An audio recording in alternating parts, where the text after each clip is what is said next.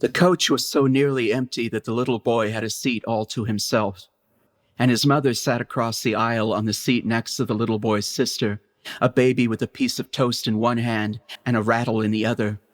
She was strapped securely to the seat so she could sit up and look around, and whenever she began to slip slowly sideways, the strap caught her and held her halfway until her mother turned around and straightened her again.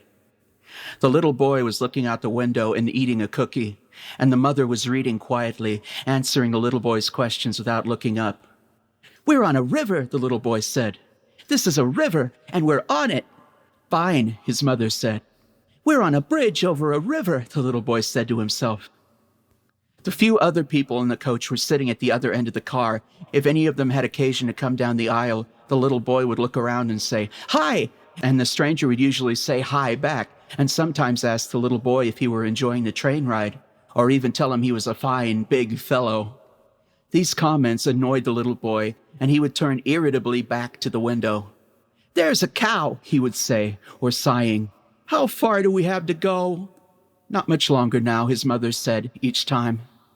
Once the baby, who was very quiet and busy with her rattle and her toast, which the mother would renew constantly, fell over too far sideways and banged her head. She began to cry, and for a minute there was noise and movement around the mother's seat. The little boy slid down from his own seat and ran across the aisle to pet his sister's feet and beg her not to cry, and finally the baby laughed and went back to her toast, and the little boy received a lollipop from his mother and went back to the window. "I saw a witch," he said to his mother after a minute. "There was a big old ugly old bad old witch outside." "Fine," his mother said. "A big old ugly witch, and I told her to go away, and she went away," the little boy went on in a quiet narrative to himself. "She came and she said, 'I'm going to eat you up.' And I said, 'No, you're not.' And I chased her away, the bad old mean witch." He stopped talking and looked up as the outside door of the coach opened and a man came in. He was an elderly man with a pleasant face under white hair. His blue suit was only faintly touched by the disarray that comes from a long train trip. He was carrying a cigar, and when the little boy said, "Hi," the man gestured at him with the cigar and said, "Hello yourself, son." He stopped just beside the little boy's seat and leaned against the back, looking down at the little boy, who craned his neck to look upward. "What are you looking for out that window?" the man asked. "Witches," the little boy said promptly. "Bad old mean witches." "I see," the man said. "Find many?" "My father smokes cigars," the little boy said. "All men smoke cigars," the man said. "Someday you'll smoke a cigar too." "I'm a man already," the little boy said. "How old are you?" the man asked. The little boy, at the eternal question, looked at the man suspiciously for a minute and then said, 26, 848. His mother lifted her head from the book. 4, she said, smiling fondly at the little boy. "Is that so?" the man said politely to the little boy. 26. He nodded his head at the mother across the aisle. "Is that your mother?" The little boy leaned forward to look and then said, "Yes, that's her." "What's your name?" the man asked. The little boy looked suspicious again. "Mr. Jesus," he said. "Johnny," the little boy's mother said. She caught the little boy's eye and frowned deeply. "That's my sister over there," the little boy said to the man. "She's 12 and a half." "Do you love your sister?" the man asked. The little boy stared, and the man came around the side of the seat and sat down next to the little boy. "Listen," the man said. "Shall I tell you about my little sister?" The mother, who had looked up anxiously when the man sat down next to her little boy, went peacefully back to her book. "Tell me about your sister," the little boy said. "Was she a witch?" "Maybe," the man said. The little boy laughed excitedly, and the man leaned back and puffed at his cigar. "Once upon a time," he began, "I had a little sister, just like yours." The little boy looked up at the man, nodding at every word. "My little sister," the man went on, "was so pretty and so nice that I loved her more than anything else in the world. So shall I tell you what I did?"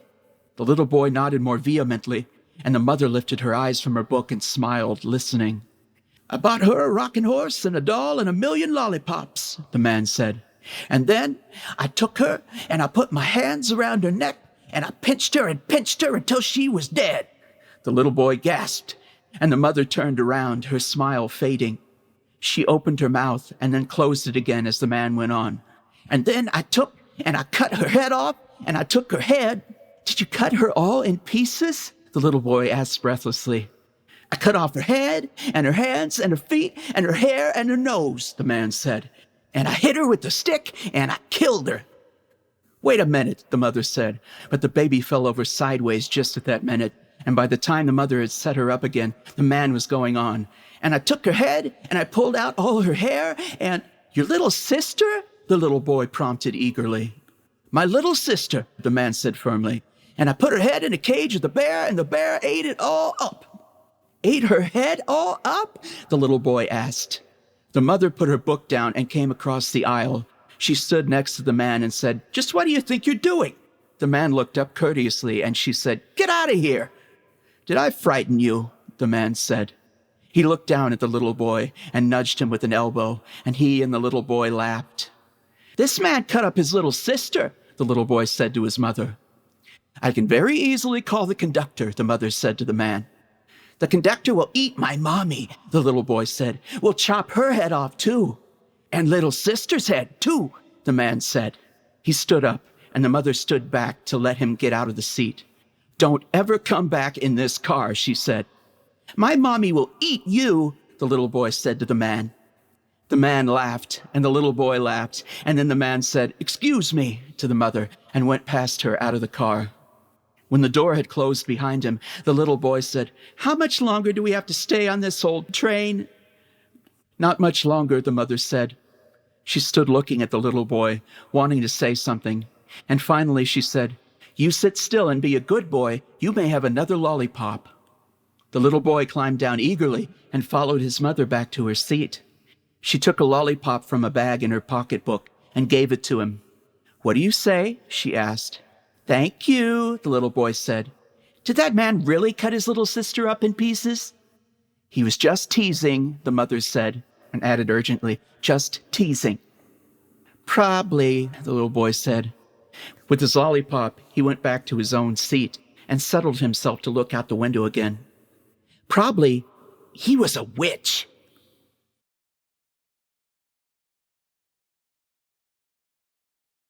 The day my son Laurie started kindergarten, he renounced corduroy overalls with bibs and began wearing blue jeans with a belt. I watched him go off the first morning with the older girl next door, seeing clearly that an era of my life was ended. My sweet-voiced nursery school taught, replaced by a long-trousered, swaggering character who forgot to stop at the corner and wave goodbye to me. He came home the same way, the front door slamming open, his cap on the floor, and the voice suddenly became raucous, shouting, Isn't anybody here? At lunch, he spoke insolently to his father, spilled his baby sister's milk, and remarked that his teachers said we were not to take the name of the Lord in vain. How was school today? I asked, elaborately casual. All right, he said. Did you learn anything? His father asked. Laurie regarded his father coldly. I didn't learn nothing, he said. Anything, I said. Didn't learn anything. The teacher spanked a boy, though, Laurie said, addressing his bread and butter. For being fresh, he added, with his mouth full. What did he do? I asked. Who was it? Laurie thought. It was Charles, he said. He was fresh. The teacher spanked him and made him stand in a corner. He was awfully fresh. And what did he do? I asked again. But Laurie slid off to his chair, took a cookie, and left, while his father was still saying, See here, young man. The next day, Laurie remarked at lunch, as soon as he sat down, Well, Charles is bad again today. He grinned enormously and said, Today, Charles hit the teacher. Good heavens, I said, mindful of the Lord's name. I suppose he got spanked again? He sure did, Laurie said. Look up, he said to his father.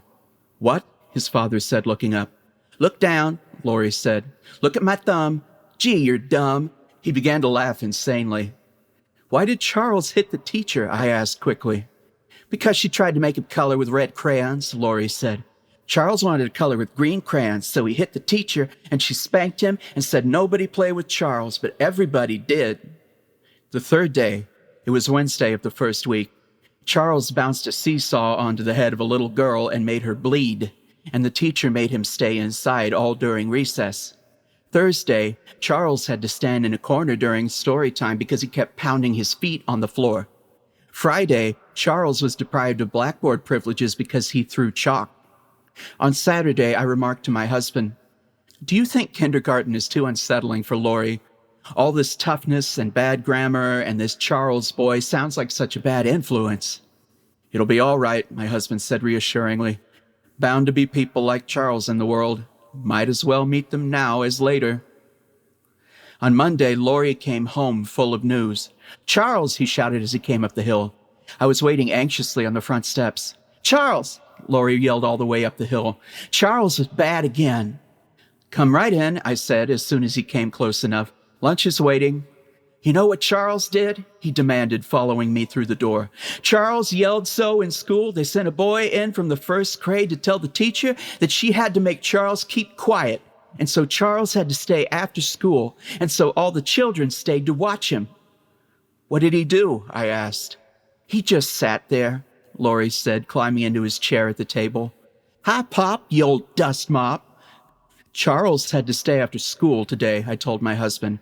"Everyone stayed with him." "What does this Charles look like?" my husband asked Lori. "What's his other name?" "He's bigger than me," Lori said, "and he doesn't have any rubbers and he doesn't wear a jacket." Monday night was the first parent-teachers meeting, and only the fact that the baby had a cold kept me from going. I wanted passionately to meet Charles's mother. On Tuesday, Lori remarked suddenly, "Our teacher had a friend come to see her in school today." "Charles's mother?" my husband and I asked simultaneously. "Nah," Lori said scornfully. "It was a man who came and made us do exercises. We had to touch our toes. Look." He climbed down from his chair and squatted down and touched his toes. "Like this," he said. He got solemnly back into his chair and said, picking up his fork, "Charles didn't even do exercises." "That's fine," I said heartily. "Didn't Charles want to do exercises?" "Nah," Lori said.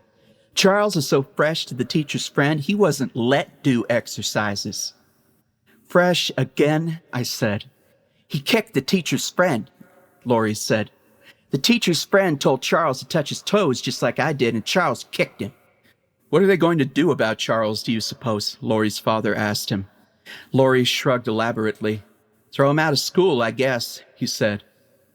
Wednesday and Thursday were routine. Charles yelled during story hour and hit a boy in the stomach and made him cry. On Friday, Charles stayed after school again, and so did all the other children. With the third week of kindergarten, Charles was an institution in our family. The baby was being a Charles when she cried all afternoon. Lori did a Charles when he filled his wagon full of mud and pulled it through the kitchen. Even my husband, when he caught his elbow in the telephone cord and pulled telephone, ashtray, and a bowl of flowers off the table, said after the first minute, "Looks like Charles." During the third and fourth weeks, it looked like a reformation in Charles. Lori reported grimly at lunch on Thursday of the third week, "Charles is so good today, the teacher gave him an apple." "What?" I said, and my husband added warily, "You mean Charles?" "Charles," Lori said. "He gave the crowns around and he picked up the books afterward, and the teacher said he was her helper." "What happened?" I asked incredulously. "He was her helper, that's all," Lori said and shrugged. "Can this be true about Charles?" I asked my husband that night. "Can something like this happen?" "Wait and see," my husband said cynically. "When you've got a Charles to deal with, this may mean he's only plotting." He seemed to be wrong. For over a week, Charles was the teacher's helper. Every day he handed things out and he picked things up. No one had to stay after school. "The PTA meeting's next week," I told my husband one evening. "I'm going to find Charles's mother there." "Ask her what happened to Charles," my husband said. "I'd like to know." "I'd like to know myself," I said. On Friday of that week, things were back to normal. "You know what Charles did today?" Lori demanded at the lunch table in a voice slightly awed. "He told a little girl to say a word, and she said it, and the teacher washed her mouth out with soap, and Charles laughed." "What word?" his father said unwisely, and Lori said, "I'll have to whisper it to you. It's so bad." He got down off his chair and went around to his father. His father bent his head down, and Lori whispered joyfully, His father's eyes widened. Did Charles tell the little girl to say that? She said it twice, Laurie said. Charles told her to say it twice. What happened to Charles? My husband asked. Nothing, Laurie said. He was passing out the crayons. Monday morning, Charles abandoned the little girl and said the evil word himself 3 or 4 times, getting his mouth washed out with soap every time. He also threw chalk. My husband came to the door with me that evening as I set out for the PTA meeting. Invite her over for a cup of tea after the meeting, he said. I want to get a look at her. If only she's there, I said prayerfully. She'll be there, my husband said. I don't see how they could hold a PTA meeting without Charles's mother.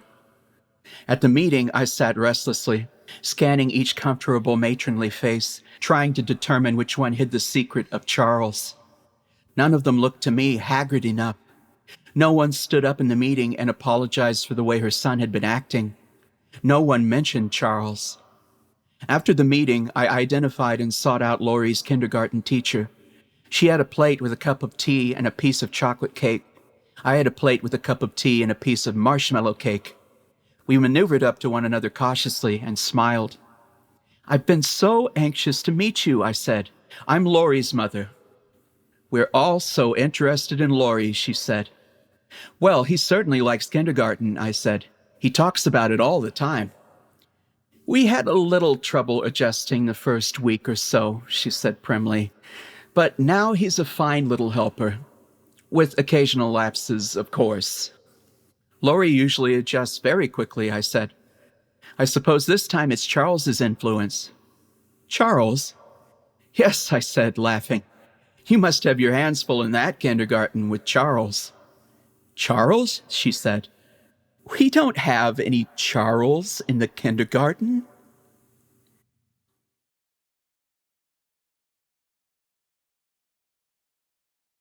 The bus was waiting, panting heavily at the curb in front of the small bus station, its great blue and silver bulk glittering in the moonlight. There were only a few people interested in the bus, and at that time of night, no one passing on the sidewalk. The one movie theater in town had finished its show and closed its doors an hour before, and all the movie patrons had been to the drugstore for ice cream and gone on home. Now the drugstore was closed and dark, another silent doorway in the long midnight street.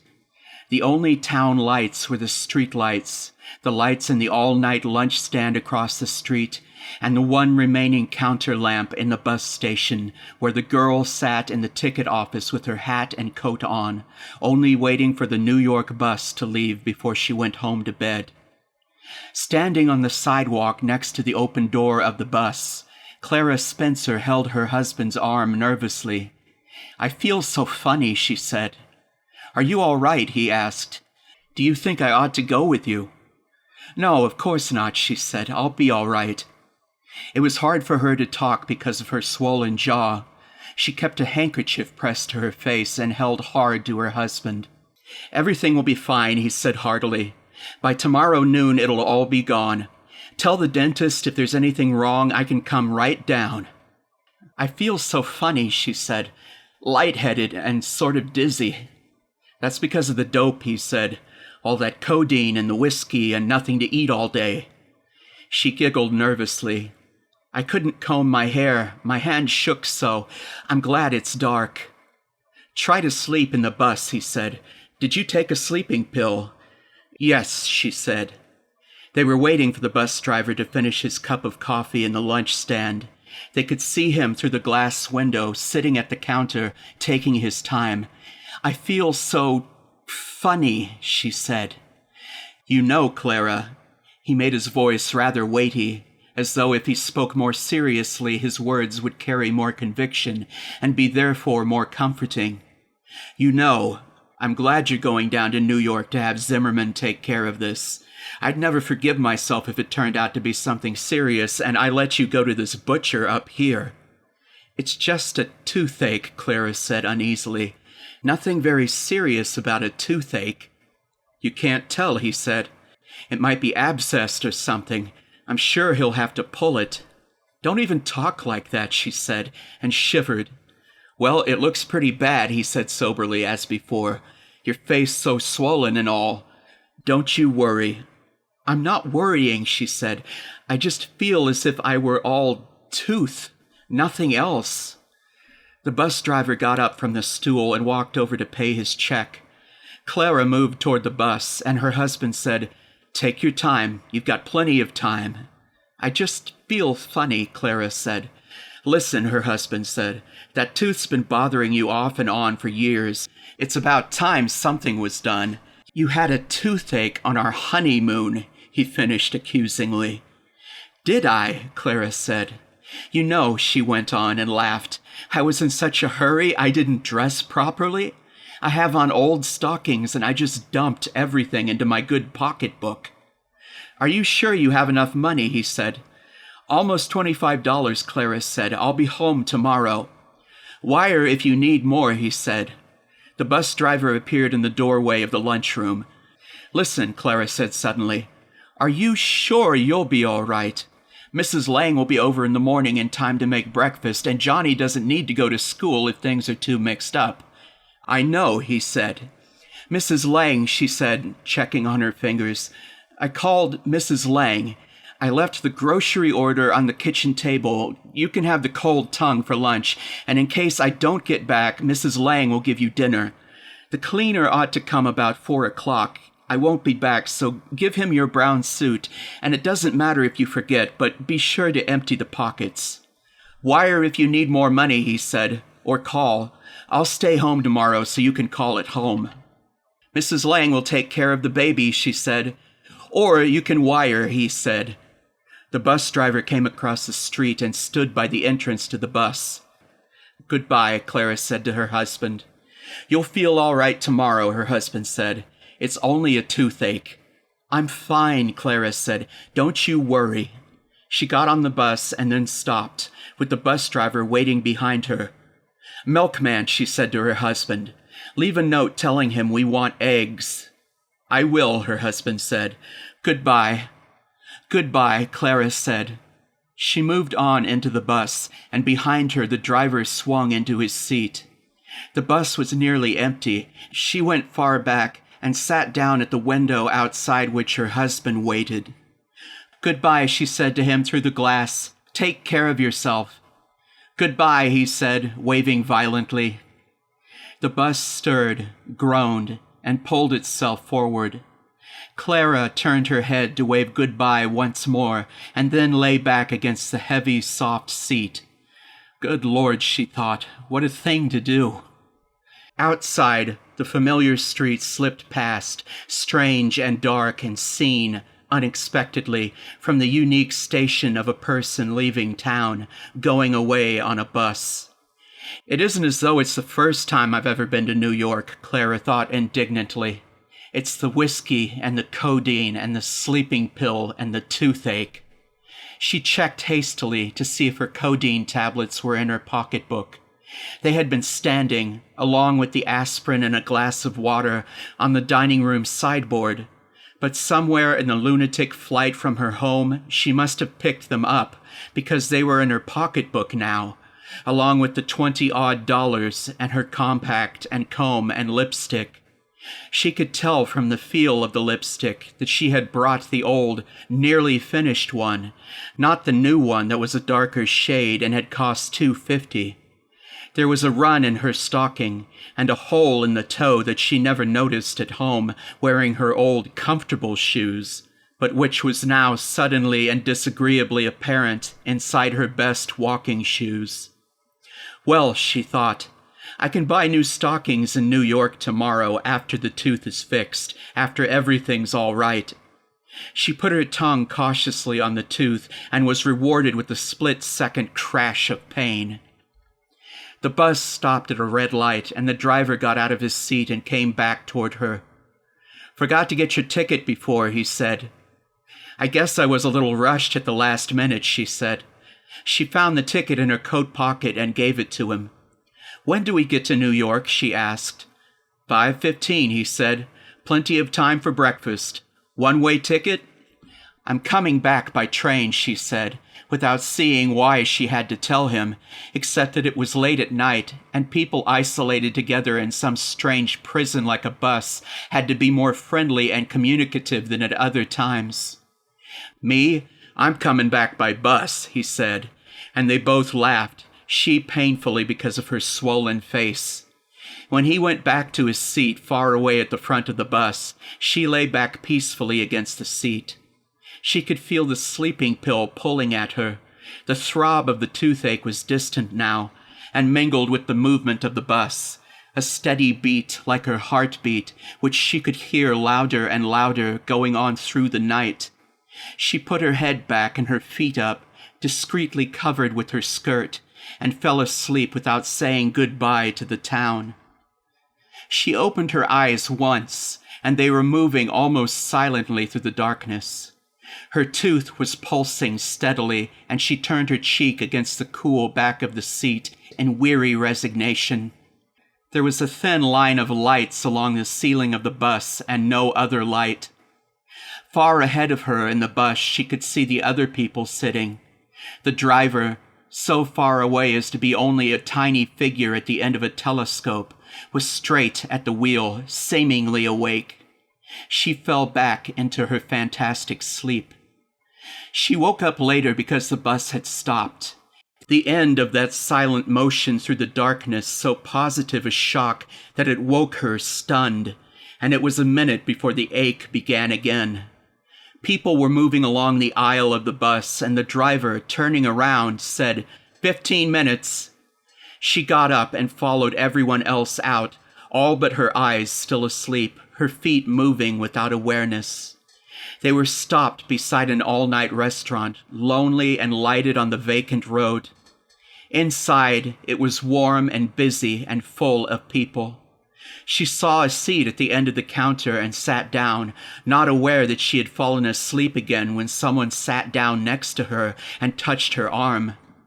When she looked around foggily, he said, "Traveling far?" "Yes," she said. He was wearing a blue suit, and he looked tall. She could not focus her eyes to see any more. "You want coffee?" he asked. She nodded, and he pointed to the counter in front of her, where a cup of coffee sat steaming. "Drink it quickly," he said. She sipped at it delicately. She may have put her face down and tasted it without lifting the cup. The strange man was talking. Even farther than Samarkand, he was saying, and the waves ringing on the shore like bells.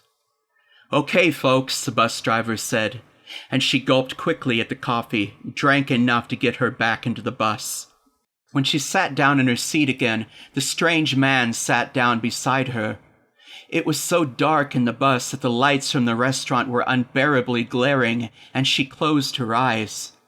When her eyes were shut, before she fell asleep, she was closed in alone with the toothache.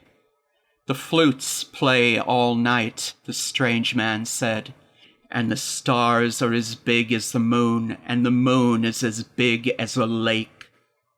As the bus started up again, they slipped back into the darkness, and only the thin thread of lights along the ceiling of the bus held them together, brought the back of the bus where she sat along with the front of the bus, where the driver sat and the people sitting there so far away from her. The lights tied them together, and the strange man next to her was saying, "Nothing to do all day but lie under the trees." Inside the bus, traveling on, she was nothing. She was passing the trees and the occasional sleeping houses, and she was in the bus, but she was between here and there, joined tenuously to the bus driver by a thread of lights, being carried along without effort of her own. "My name is Jim," the strange man said. She was so deeply asleep that she stirred uneasily without knowledge, her forehead against the window, the darkness moving along beside her. Then again that numbing shock, and, driven awake, she said, frightened, "What's happened?" "It's all right," the strange man, Jim, said immediately. "Come along." She followed him out of the bus, into the same restaurant, seemingly. But when she started to sit down at the same seat at the end of the counter, he took her hand and led her to a table. "Go and wash your face," he said. "Come back here afterward." She went into the ladies' room, and there was a girl standing there powdering her nose. Without turning around, the girl said, "Cost a nickel. Leave the door fixed so's the next one won't have to pay." The door was wedged so it would not close, with half a match folder in the lock. She left it the same way and went back to the table where Jim was sitting. "What do you want?" she said, and he pointed to another cup of coffee and a sandwich. "Go ahead," he said. While she was eating her sandwich, she heard his voice, musical and soft. "And while we were sailing past the island, we heard a voice calling us." Back in the bus, Jim said, "Put your head on my shoulder now and go to sleep." "I'm all right," she said. "No," Jim said. "Before, your head was rattling against the window."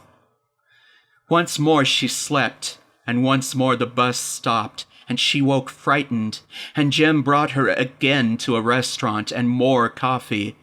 Her tooth came alive then, and with one hand pressing her cheek, she searched through the pockets of her coat and then through her pocketbook until she found the little bottle of codeine pills, and she took 2 while Jim watched her.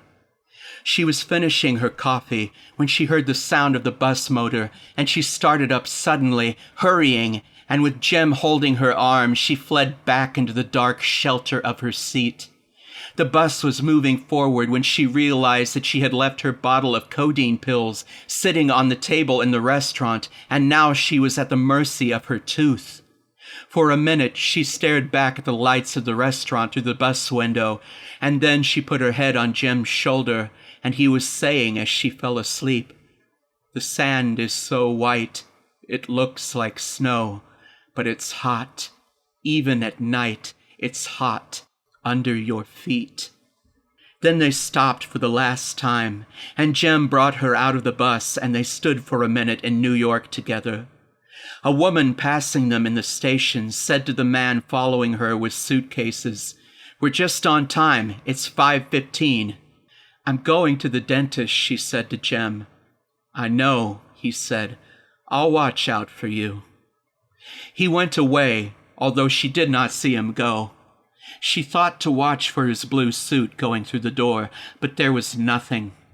I ought to have thanked him, she thought stupidly, and went slowly into the station restaurant where she ordered coffee again. The counterman looked at her with the worn sympathy of one who has spent a long night watching people get off and on buses. "Sleepy?" he asked. "Yes," she said. She discovered after a while that the bus station joined a Pennsylvania terminal, and she was able to get into the main waiting room and find a seat on one of the benches by the time she fell asleep again. Then someone shook her rudely by the shoulder and said, "What train you taking, lady? It's nearly 7. She sat up and saw her pocketbook on her lap, her feet neatly crossed, a clock glaring into her face. She said, "Thank you," and got up and walked blindly past the benches and got onto the escalator. Someone got on immediately behind her and touched her arm. She turned, and it was Jem.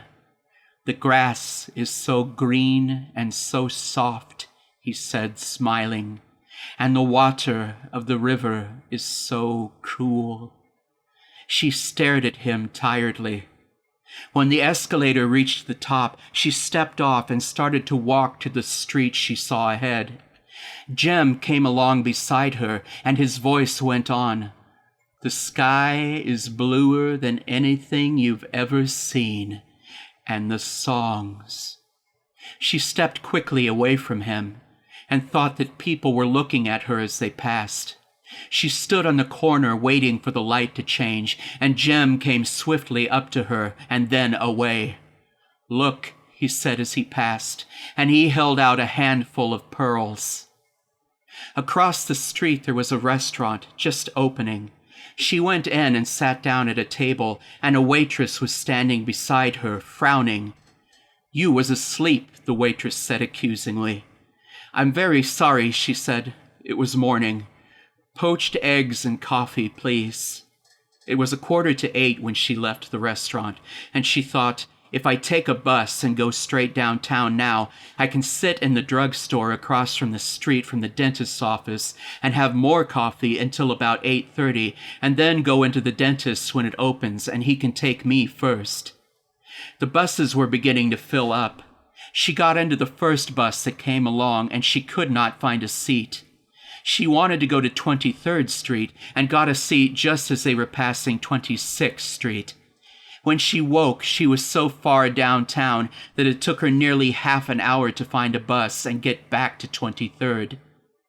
At the corner of 23rd Street, while she was waiting for the light to change, she was caught up in a crowd of people. And when they crossed the street and separated to go different directions, someone fell into step beside her.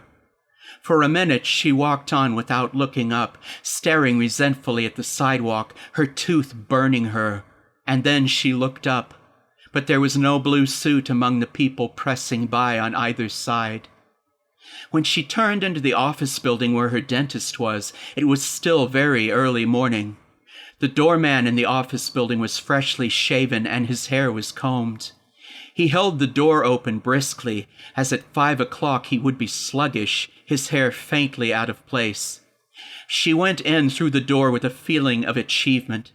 She had come successfully from one place to another, and this was the end of her journey and her objective. The clean white nurse sat at the desk in the office. Her eyes took in the swollen cheek, the tired shoulders, and she said, "You poor thing, you look worn out."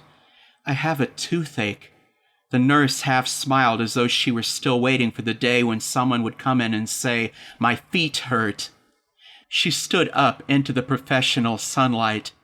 "Come right in," she said. "We won't make you wait." There was sunlight on the headrest of the dentist's chair, on the round white table, on the drill bending its smooth chromium head. The dentist smiled with the same tolerance as the nurse. Perhaps all human ailments were contained in the teeth, and he could fix them if people would only come to him in time. The nurse said smoothly, "I'll get her file, doctor. We thought we'd better bring her right in." She felt, while they were taking an X-ray, that there was nothing in her head to stop the malicious eye of the camera, as though the camera would look through her and photograph the nails in the wall next to her, or the dentist's cuff buttons, or the small, thin bones of the dentist's instruments. The dentist said, "Extraction," regretfully to the nurse, and the nurse said, "Yes, doctor, I'll call them right away." Her tooth, which had brought her here unerringly, seemed now the only part of her to have any identity. It seemed to have had its picture taken without her. It was the important creature which must be recorded and examined and gratified. She was only its unwilling vehicle, and only as such was she of interest to the dentist and the nurse. Only as the bearer of her tooth was she worth their immediate and practiced attention. The dentist handed her a slip of paper with the picture of a full set of teeth drawn on it. Her living tooth was checked with a black mark, and across the top of the paper was written, "Lower molar, extraction." "Take this slip," the dentist said, "and go right up to the address on this card.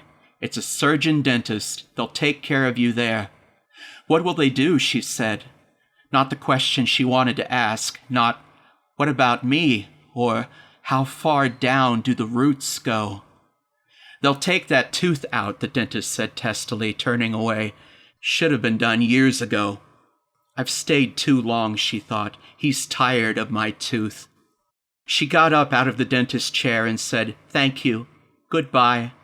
"Goodbye," the dentist said. At the last minute he smiled at her, showing her his full white teeth, all in perfect control. "Are you all right? Does it bother you too much?" "I'm all right." "I can give you some codeine tablets," the nurse said. "We'd rather you didn't take anything right now, of course, but I think I could let you have them if the tooth is really bad." "No," she said, remembering her little bottle of codeine pills on the table of a restaurant between here and there. No, it doesn't bother me too much. Well, the nurse said, good luck. She went down the stairs and out past the doorman. In the 15 minutes she had been upstairs, he had lost a little of his pristine morningness, and his bow was just a fraction smaller than before. Taxi? He asked, and remembering the bus down to 23rd Street, she said yes. Just as the doorman came back from the curb, bowing to the taxi he seemed to believe he had invented, she thought a hand waved to her from across the street.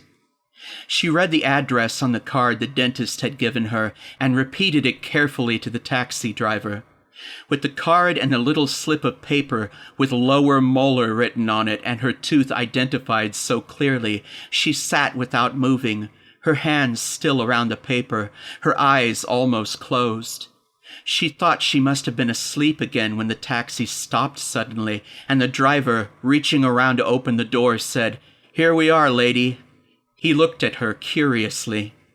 "I'm going to have a tooth pulled," she said. "Jesus," the taxi driver said. She paid him, and he said, "Good luck," as he slammed the door. This was a strange building, the entrance flanked by medical signs carved in stone. The doorman here was faintly professional, as though he were competent to prescribe if she did not care to go any farther. She went past him, going straight ahead until an elevator opened its door to her. In the elevator, she showed the elevator man the card, and he said, 7th floor. He had to back up in the elevator for a nurse to wheel in an old lady in a wheelchair. The old lady was calm and restful, sitting there in the elevator with a rug over her knees. She said, "Nice day," to the elevator operator, and he said, "Good to see the sun." And then the old lady lay back in her chair, and the nurse straightened the rug around her knees and said, "Now we're not going to worry." And the old lady said irritably, "Who's worrying?" They got out at the 4th floor. The elevator went on up, and then the operator said, 7, and the elevator stopped and the door opened. "Straight down the hall and to your left," the operator said. There were closed doors on either side of the hall. Some of them said DDS, and some of them said clinic, some of them said X-ray. One of them, looking wholesome and friendly and somehow most comprehensible, said ladies. Then she turned to the left and found a door with the name on the card, and she opened it and went in. There was a nurse sitting behind a glass window, almost as in a bank, and potted palms and tubs in the corners of the waiting room, and new magazines and comfortable chairs. The nurse behind the glass window said, "Yes," as though you had overdrawn your account with the dentist and were 2 teeth in arrears. She handed her slip of paper through the glass window, and the nurse looked at it and said, "Lower molar, yes. They called about you. Will you come right in, please, through the door to your left?" "Into the vault," she almost said, and then silently opened the door and went in. Another nurse was waiting, and she smiled and turned, expecting to be followed, with no visible doubt about her right to lead. There was another X-ray, and the nurse told another nurse, "Lower molar," and the other nurse said, "Come this way, please." There were labyrinths and passages seeming to lead into the heart of the office building, and she was put, finally, in a cubicle where there was a couch with a pillow and a wash basin and a chair. "Wait here," the nurse said. "Relax if you can." "I'll probably go to sleep," she said. "Fine," the nurse said. "You won't have to wait long." She waited, probably, for over an hour, although she spent the time half sleeping, waking only when someone passed the door. Occasionally, the nurse looked in and smiled. Once she said, "Won't have to wait much longer." Then, suddenly, the nurse was back, no longer smiling, no longer the good hostess, but efficient and hurried. "Come along," she said, and moved purposefully out of the little room into the hallways again. Then, quickly, more quickly than she was able to see, she was sitting in the chair, and there was a towel around her head and a towel under her chin, and the nurse was leaning a hand on her shoulder. "Will it hurt?" she asked. "No," the nurse said, smiling. "You know it won't hurt, don't you?" "Yes," she said. The dentist came in and smiled down on her from over her head. "Well," he said. "Will it hurt?" she said. "Now," he said cheerfully, "we couldn't stay in business if we hurt people." All the time he talked, he was busying himself with metal hidden under a towel, and great machinery being wheeled in almost silently behind her. "We couldn't stay in business at all," he said. "All you've got to worry about is telling us all your secrets while you're asleep. Want to watch out for that, you know." "Lower molar?" he said to the nurse. "Lower molar, doctor," she said. They put the metal-tasting rubber mask over her face, and the dentist said, "You know," 2 or 3 times absent-mindedly, while she could still hear him over the mask. The nurse said, "Relax your hands, dear," and after a long time she felt her fingers relaxing. First of all, things get so far away, she thought. Remember this, and remember the metallic sound and taste of all of it, and the outrage. And then the whirling music, the ringing, confusedly loud music that went on, around and around, and she was running as fast as she could down a long, horribly clear hallway with doors on both sides, and at the end of the hallway was Jim, holding out his hands and laughing, and calling something she could never hear because of the loud music. And she was running, and then she said, "I'm not afraid." And someone from the door next to her took her arm and pulled her through, and the world widened alarmingly until it would never stop. And then it stopped, with the head of the dentist looking down at her, and the window dropped into place in front of her, and the nurse was holding her arm. "Why did you pull me back?" she said, and her mouth was full of blood. "I wanted to go on." "I didn't pull you," the nurse said. But the dentist said, "She's not out of it yet." She began to cry without moving, and felt the tears rolling down her face, and the nurse wiped them off with a towel. There was no blood anywhere around except in her mouth. Everything was as clean as before. The dentist was gone, suddenly, and the nurse put out her arm and helped her out of the chair. "Did I talk?" she asked suddenly, anxiously. "Did I say anything?" "You said, 'I'm not afraid,'" the nurse said soothingly, "just as you were coming out of it." "No," she said, stopping to pull at the arm around her. "Did I say anything? Did I say where he is?" "You didn't say anything," the nurse said. "The doctor was only teasing you." "Where's my tooth?" she asked suddenly. And the nurse laughed and said, "All gone. Never bother you again." She was back in the cubicle, and she lay down on the couch and cried, and the nurse brought her whiskey in a paper cup and set it on the edge of the wash basin. "God has given me blood to drink," she said to the nurse. And the nurse said, "Don't wrench your mouth or it won't clot." After a long time, the nurse came back and said to her from the doorway, smiling, "I see you're awake again." "Why?" she said. "You've been asleep," the nurse said. "I didn't want to wake you." She sat up. She was dizzy, and it seemed that she had been in the cubicle all her life. "Do you want to come along now?" the nurse said, all kindness again. She held out the same arm, strong enough to guide any wavering footstep. This time they went back through the long corridor to where the nurse sat behind the bank window. "All through?" this nurse said brightly. "Sit down a minute, then." She indicated a chair next to the glass window and turned away to write busily. "Do not wrench your mouth for 2 hours," she said without turning around. "Take a laxative tonight. Take 2 aspirin if there is any pain. If there is much pain or excessive bleeding, notify this office at once. All right?" she said, and smiled brightly again. There was a new little slip of paper. This one said extraction, and underneath, "Do not rinse mouth. Take mild laxative. 2 aspirin for pain. If pain is excessive or any hemorrhage occurs, notify office." "Goodbye," the nurse said pleasantly. "Goodbye," she said. With the little slip of paper in her hand, she went out through the glass door and, still almost asleep, turned the corner and started down the hall. When she opened her eyes a little and saw that it was a long hall with doorways on either side, she stopped and then saw the door marked "Ladies" and went in. Inside, there was a vast room with windows and wicker chairs and glaring white tiles and glittering silver faucets. There were 4 or 5 women around the wash basins, combing their hair, putting on lipstick. She went directly to the nearest of the 3 wash basins, took a paper towel, dropped her pocketbook and the little slip of paper on the floor next to her, and fumbled with the faucets, soaking the towel until it was dripping. Then she slapped it against her face violently. Her eyes cleared and she felt fresher, so she soaked the paper again and rubbed her face with it. She felt out blindly for another paper towel, and the woman next to her handed her one, with a laugh she could hear, although she could not see for the water in her eyes.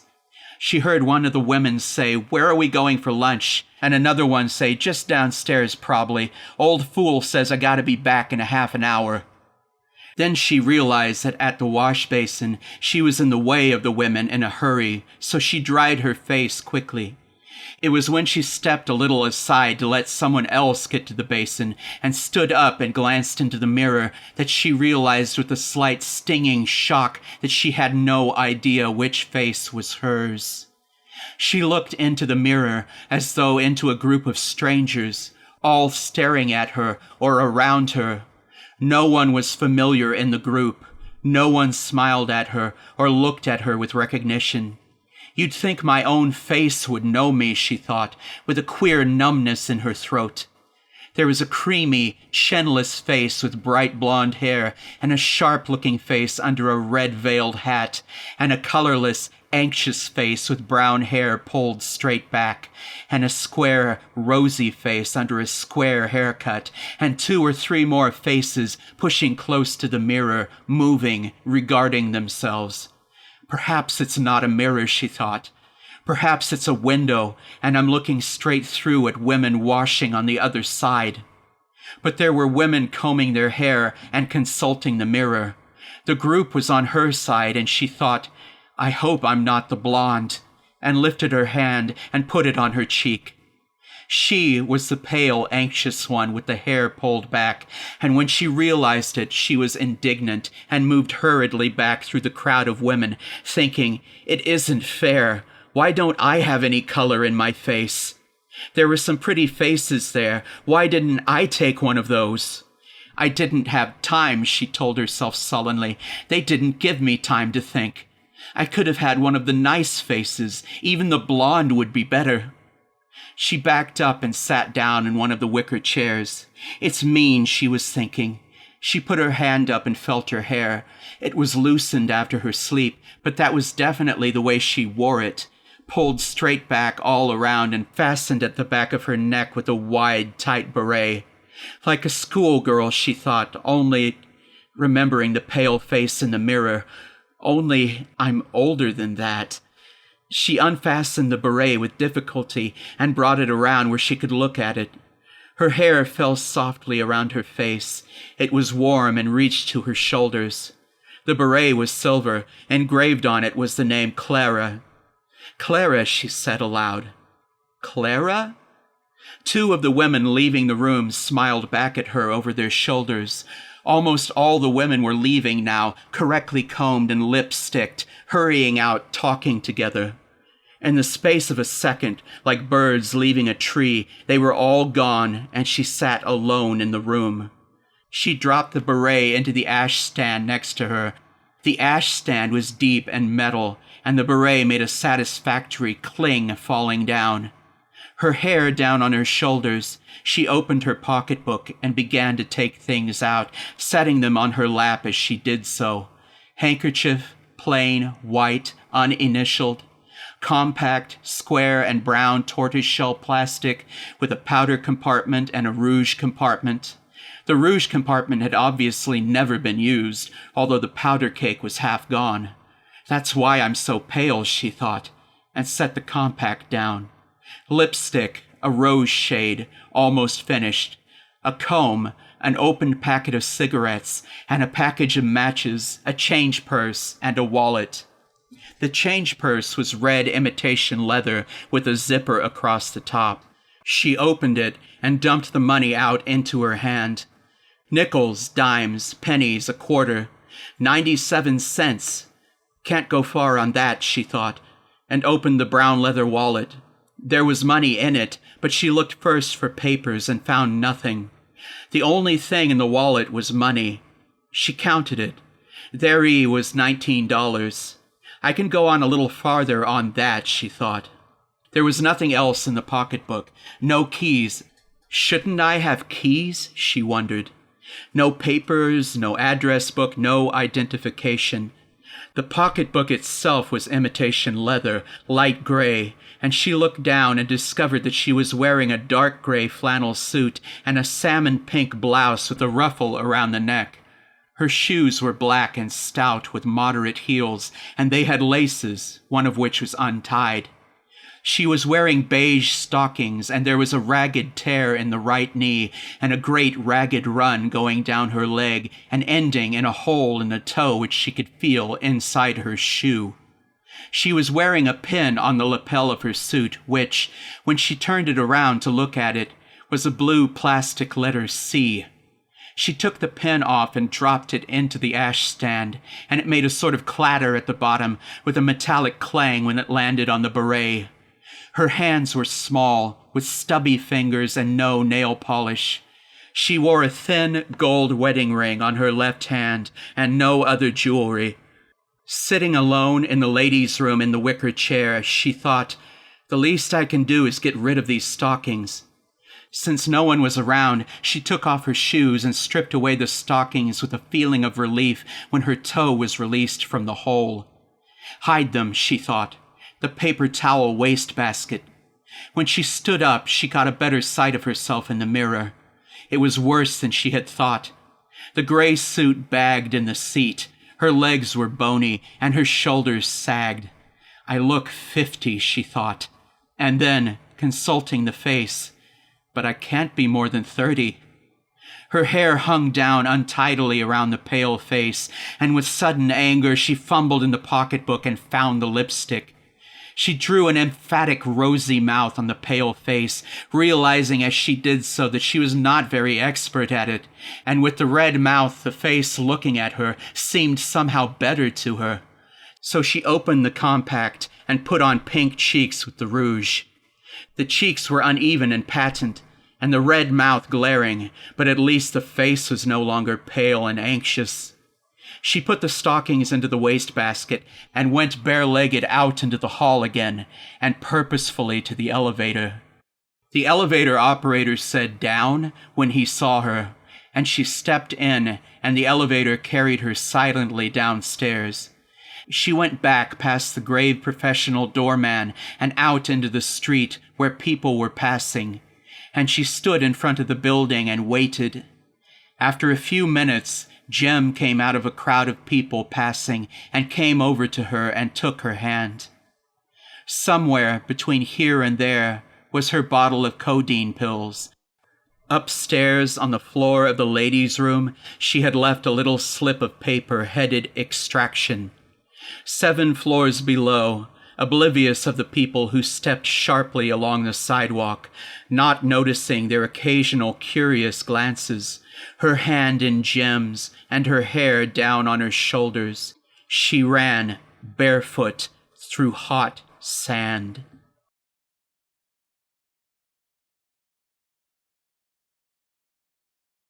It was a respectable, well-padded restaurant with a good chef and a group of entertainers who called themselves a floor show. The people who came there laughed quietly and dined thoroughly, appreciating the principle that the check was always a little more than the restaurant and the entertainment and the company warranted. It was a respectable, likable restaurant, and 2 women could go into it alone with perfect decorum and have a faintly exciting dinner. When Mrs. Wilkins and Mrs. Straw came noiselessly down the carpeted staircase into the restaurant, none of the waiters looked up more than once. Quickly, few of the guests turned, and the head waiter came quietly and bowed agreeably before he turned to the room and the few vacant tables far in the back. "Do you mind being so far away from everything, Alice?" Mrs. Wilkins, who was hostess, said to Mrs. Straw. "We can wait for a table if you like, or go somewhere else." "Of course not," Mrs. Straw was a rather large woman in a heavy flowered hat, and she looked affectionately at the substantial dinners set on nearby tables. "I don't mind where we sit. This is really lovely." "Anywhere will do," Mrs. Wilkins said to the head waiter. "Not too far back if you can help it."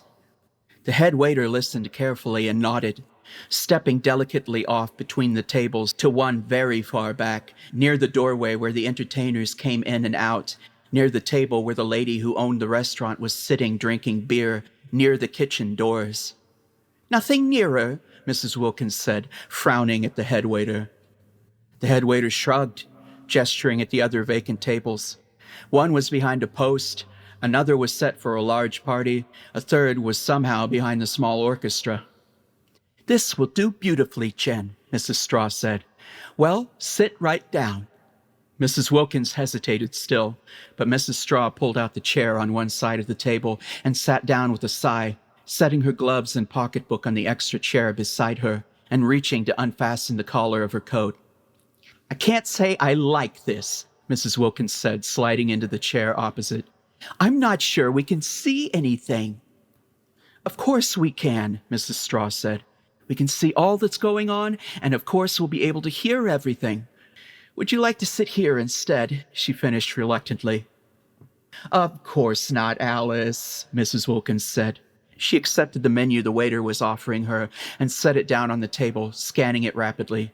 "The food is quite good here," she said. "Shrimp casserole," Mrs. Straw said. "Fried chicken." She sighed. "I certainly am hungry."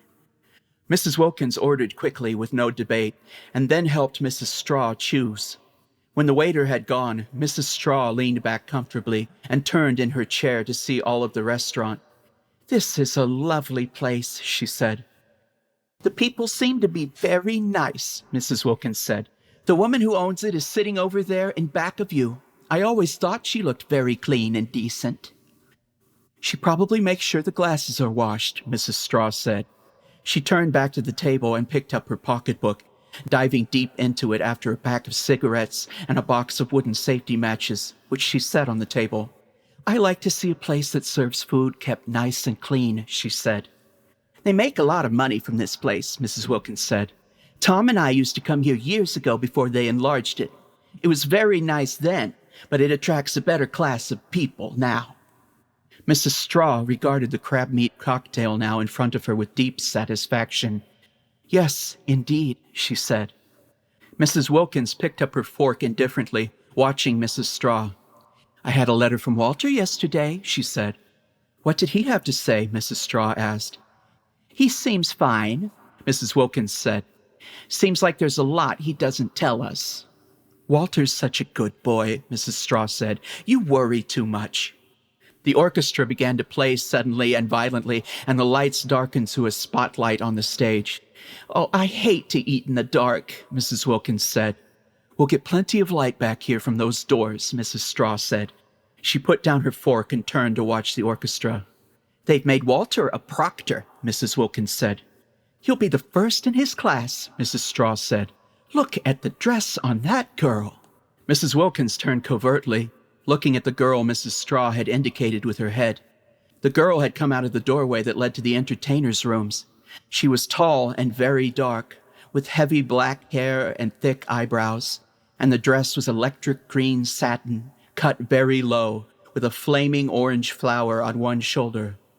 "I never did see a dress like that," Mrs. Wilkins said. "She must be going to dance or something." "She's not a very pretty girl," Mrs. Straw said. "And look at the fellow with her." Mrs. Wilkins turned again and moved her head back quickly to smile at Mrs. Straw. "He looks like a monkey," she said. "So little," Mrs. Straw said. "I hate those flabby little blonde men." "They used to have such a nice floor show here," Mrs. Wilkins said. "Music and dancers and sometimes a nice young man who would sing requests from the audience. Once they had an organist, I think." "This is our dinner coming along now," Mrs. Straw said. The music had faded down, and the leader of the orchestra, who acted as master of ceremonies, introduced the first number, a pair of ballroom dancers. When the applause started, a tall young man and a tall young woman came out of the entertainer's door and made their way through the tables to the dance floor. On their way, they both gave a nod of recognition to the girl in electric green and the man with her. "Aren't they graceful?" Mrs. Wilkins said when the dance started. "They always look so pretty, that kind of dancers." "They have to watch their weight," Mrs. Straw said critically. "Look at the figure on the girl in green." Mrs. Wilkins turned again. "I hope they're not comedians." "They don't look very funny right now," Mrs. Straw said. She estimated the butter left on her plate. "Every time I eat a good dinner," she said, "I think of Walter and the food we used to get in school." "Walter writes that the food is quite good," Mrs. Wilkins said. "He's gained something like 3 pounds." Mrs. Straw raised her eyes. "For heaven's sake, what is it?" "I think he's a ventriloquist," Mrs. Straw said. "I do believe he is." "They're very popular right now," Mrs. Wilkins said. "I haven't seen one since I was a kid," Mrs. Straw said. "He's got a little man, what do you call them, in that box there." She continued to watch, her mouth a little open. "Look at it, Jen." The girl in green and the man had sat down at a table near the entertainer's door. She was leaning forward, watching the dummy, which was sitting on the man's lap. It was a grotesque wooden copy of the man. Where he was blonde, the dummy was extravagantly yellow-haired, with sleek wooden curls and sideburns. Where the man was small and ugly, the dummy was smaller and uglier, with the same wide mouth, the same staring eyes, the horrible parody of evening clothes, complete to tiny black shoes. "I wonder how they happen to have a ventriloquist here," Mrs. Wilkins said.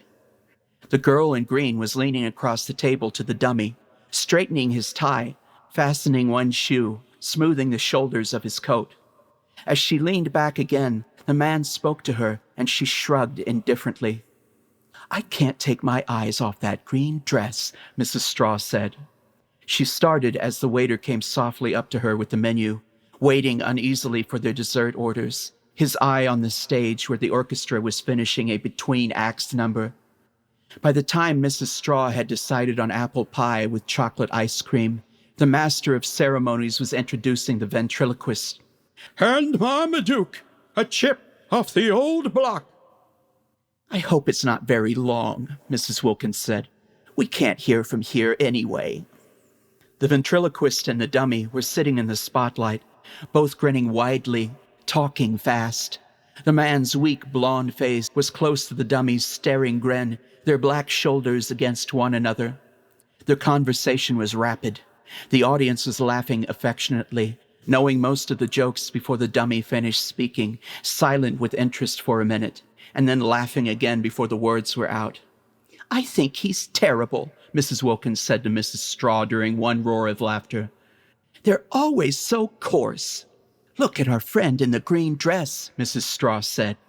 The girl was leaning forward, following every word, tense and excited.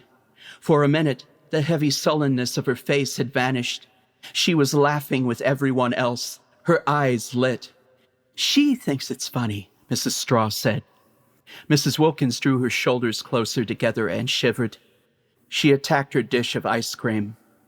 "I always wonder," she began after a minute, "why places like this, you know, with really good food, never seem to think about desserts. It's always ice cream or something." "Nothing better than ice cream," Mrs. Straw said. "You'd think they'd have pastries or some nice pudding," Mrs. Wilkins said. "They never seem to give any thought to it." "I've never seen anything like that fig and date pudding you make, Jen," Mrs. Straw said. "Walter always used to say that was the best," Mrs. Wilkins began, and was cut short by a blare from the orchestra. The ventriloquist and the dummy were bowing, the man bowing deeply from the waist, and the dummy bobbing his head courteously. The orchestra began quickly with a dance tune, and the man and the dummy turned and trotted off the stage. "Thank heavens," Mrs. Wilkins said. "I haven't seen one of those for years," Mrs. Straw said. The girl in green had risen, waiting for the man and the dummy to come back to the table. The man sat down heavily, the dummy still on his knee, and the girl sat down again on the edge of her chair, asking him something urgently. "Well, what do you think?" he said loudly, without looking at her. He waved to a waiter who hesitated, looking in back of him at the table where the woman who owned the restaurant was sitting alone. After a minute, the waiter approached the man, and the girl said, her voice clear over the soft waltz the orchestra was playing, "Don't drink any more, Joey. We'll go somewhere and eat." The man spoke to the waiter, ignoring the girl's hand on his arm. He turned to the dummy, speaking softly, and the dummy's face and broad grin looked at the girl and then back at the man. The girl sat back, looking out of the corners of her eye at the owner of the restaurant. "I'd hate to be married to a man like that," Mrs. Straw said. "He's certainly not a very good comedian," Mrs. Wilkins said. The girl was leaning forward again, arguing, and the man was talking to the dummy, making the dummy nod in agreement. When the girl put a hand on his shoulder, the man shrugged it away without turning around. The girl's voice rose again. "Listen, Joey," she was saying. "In a minute," the man said. "I just want to have this one drink." "Yeah, leave him alone, can't you?" the dummy said. "You don't need another drink now, Joey," the girl said. "Look, honey, I've got a drink ordered. I can't leave before it comes."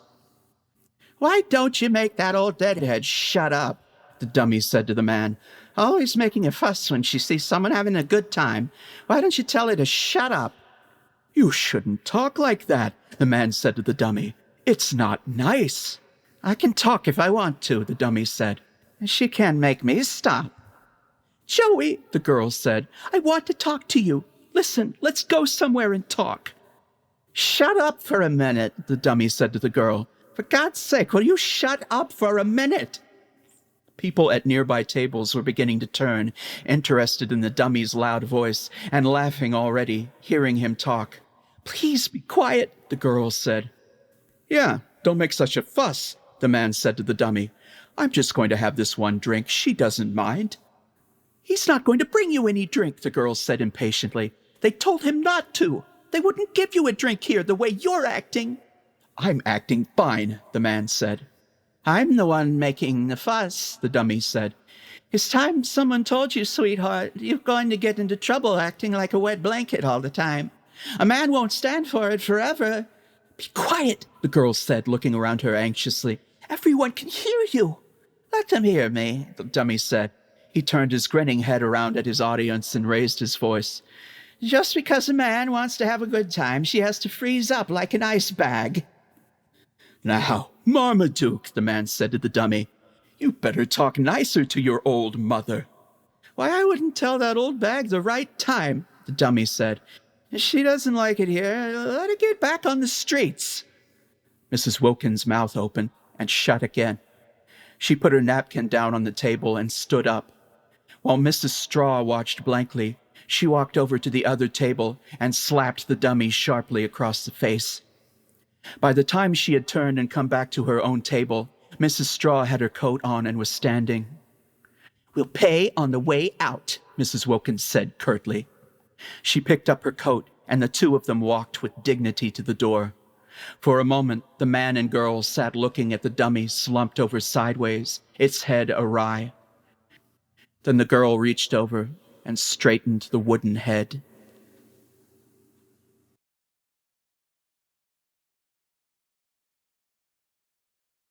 I don't gossip.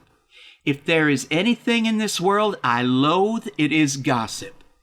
A week or so ago in the store, Dora Powers started to tell me that nasty rumor about the Harris boy again, and I came right out and said to her if she repeated one more word of that story to me, I wouldn't speak to her for the rest of my life, and I haven't. It's been a week, and not one word have I said to Dora Powers, and that's what I think of gossip. Tom Harris has always been too easy on that boy anyway. The young fella needs a good whipping, and he'd stop all this ranting around, and I've said so to Tom Harris 100 times or more.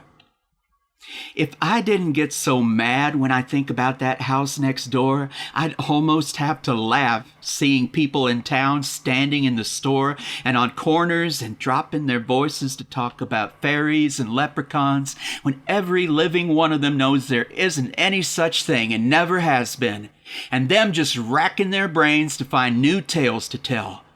I don't hold with gossip, as I said, even if it's about leprechauns and fairies. And it's my held opinion that Jane Dollar is getting feeble in the mind. The Dollars weren't ever noted for keeping their senses right up to the end anyway. And Jane's no older than her mother when she sent a cake to the bake sale and forgot to put the eggs in it. Some said she did it on purpose to get even with the ladies for not asking her to take a booth, but most just said the old lady had lost track of things, and I dare say she could have looked out and seen fairies in her garden if it had ever came into her mind. When the Dollars get that age, they'll tell anything. And that's right where Jane Dollar is now, give or take 6 months. My name is Addie Spinner, and I live down on Main Street. The last house but one. There's just one house after mine, and then Main Street kind of runs off into the woods. Spinner's Thicket, they call the woods, on account of my grandfather building the first house in the village. Before the crazy people moved in, the house past mine belonged to the Bartons, but they moved away because he got a job in the city, and high time, too, after them living off her sister and her husband for upward of a year. Well, after the Bartons finally moved out, owing everyone in town, if you want my guess, it wasn't long before the crazy people moved in, and I knew they were crazy right off when I saw that furniture. I already knew they were young folks and probably not married long because I saw them when they came to look at the house. Then, when I saw the furniture go in, I knew there was going to be trouble between me and her. The moving van got to the house about 8 in the morning. Of course, I always have my dishes done and my house swept up long before that, so I took my mending for the poor out on the side porch and really got caught up on a lot I'd been letting slide. It was a hot day, so I just fixed myself a salad for lunch, and the side porch is a nice, cool place to sit and eat on a hot day, so I never missed a thing going into that house. First, there were the chairs. All modern with no proper legs or seats, and I always say that a woman who buys herself that flyaway kind of furniture has no proper feeling for her house. For one thing, it's too easy to clean around those little thin legs. You can't get a floor well swept without a lot of hard work. Then, she had a lot of low tables, and you can't fool me with them. When you see those little low tables, you can always tell there's going to be a lot of drinking liquor going on in that house. Those little tables are made for people who give cocktail parties and need a lot of places to put glasses down. Hattie Martin, she has one of those low tables, and the way Martin drinks is a crime. Then, when I saw the barrels going in next door, I was sure. No one married has that many dishes without a lot of cocktail glasses, and you just can't tell me any different. When I went down to the store later, after they were all moved in, I met Jane Dollar, and I told her about the drinking that was going to be going on next door, and she said to me she wasn't a bit surprised because the people had a maid. Not someone to come in one day a week and do the heavy cleaning. A maid. Lived in the house and everything. I said I hadn't noticed any maid, and Jane said most things, if I hadn't noticed them, she wouldn't believe they existed in this world. But the West's maid was sure enough. She'd been in the store not 10 minutes earlier buying a chicken. We didn't think she'd rightly have enough time to cook a chicken before supper time, but then we decided that probably the chicken was for tomorrow, and tonight the Wests were planning on going over to the inn for dinner, and the maid could fix herself an egg or something. Jane did say that one trouble with having a maid, and Jane never had a maid in her life, and I wouldn't speak to her if she did, was that you never had anything left over. No matter what you planned, you had to get new meat every day. I looked around for the maid on my way home. The quickest way to get to my house from the store is to take the path that cuts across the back garden of the house next door, and even though I don't use it generally, you don't meet neighbors to pass the time of day with going along a back path. I thought I'd better be hurrying a little to fix my own supper, so I cut across the West's back garden. West, that was their name, and what the maid was called I don't know, because Jane hadn't been able to figure that out. It was a good thing I did take that path, because there was the maid, right out there in the garden, down on her hands and knees, digging. "Good evening," I said, just as polite as I could. "It's kind of damp to be down on the ground." "I don't mind," she said. "I like things that grow." I must say she was a pleasant-speaking woman, although too old, I'd think, for domestic work. The poor thing must have been in sad straits to hire out, and yet here she was, just as jolly and round as an apple. I thought maybe she was an old aunt or something, and they took this way of keeping her. So I said, still very polite, "I see you just moved in today." "Yes," she said, not really telling me much. "The family's name is West?" "Yes." "You might be Mrs. West's mother." "No." "An aunt, possibly." "No." "Not related at all?" "No." "You're just the maid." I thought afterward that she might not like it mentioned, but once it was out, I couldn't take it back. "Yes," she answered, pleasant enough. "I will say that for her." "The work is hard, I expect." "No." "Just the two of them to care for?" "Yes." "I'd say you wouldn't like it much." "It's not bad," she said. "I use magic a lot, of course." "Magic?" I said. "Does that get your work done sooner?" "Indeed it does," she said, with not so much as a smile or a wink. "You wouldn't think, would you, that right now I'm down on my hands and knees making dinner for my family?" "No," I said, "I wouldn't think that." "See," she said, "here's our dinner." And she showed me an acorn. I swear she did, with a mushroom and a scrap of grass in it. "It hardly looks like enough to go around," I said, kind of backing away. She laughed at me, kneeling there on the grass with her acorn, and said, "If there's any left over, I'll bring you a dish. You'll find it wonderfully filling." "But what about your chicken?" I said. I was well along the path away from her, and I did want to know why she got the chicken if she didn't think that they were going to eat it. "Oh, that," she said. "That's for my cat." Well, who buys a whole chicken for a cat that shouldn't have chicken bones anyway? Like I told Jane over the phone as soon as I got home, Mr. Honeywell down at the store ought to refuse to sell it to her, or at least make her take something more fitting, like ground meat, even though neither of us believed for a minute that the cat was really going to get the chicken, or that she even had a cat, come to think of it. Crazy people will say anything that comes into their heads. I know for a fact that no one next door ate chicken that night, though. See, my kitchen window overlooks their dining room if I stand on a chair, and what they ate for dinner was something steaming in a big brown bowl. I had to laugh thinking about that acorn, because that was just what the bowl looked like. A big acorn. Probably that was what put the notion in her head. And sure enough, later she brought over a dish of it and left it on my back steps, me not wanting to open the door late at night with a crazy lady outside, and like I told Jane, I certainly wasn't going to eat any outlandish concoction made by a crazy lady. But I kind of stirred it around with the end of a spoon, and it smelled all right. It had mushrooms in it and beans, but I couldn't tell what else. And Jane and I decided that probably we were right the first time and the chicken was for tomorrow. Now, I had to promise Jane I'd try to get a look inside to see how they set out that fancy furniture.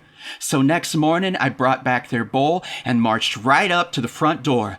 Mostly around town we go in and out back doors, but being as they were new, and especially since I wasn't sure how you went about calling when people had a maid, I used the front and gave a knock.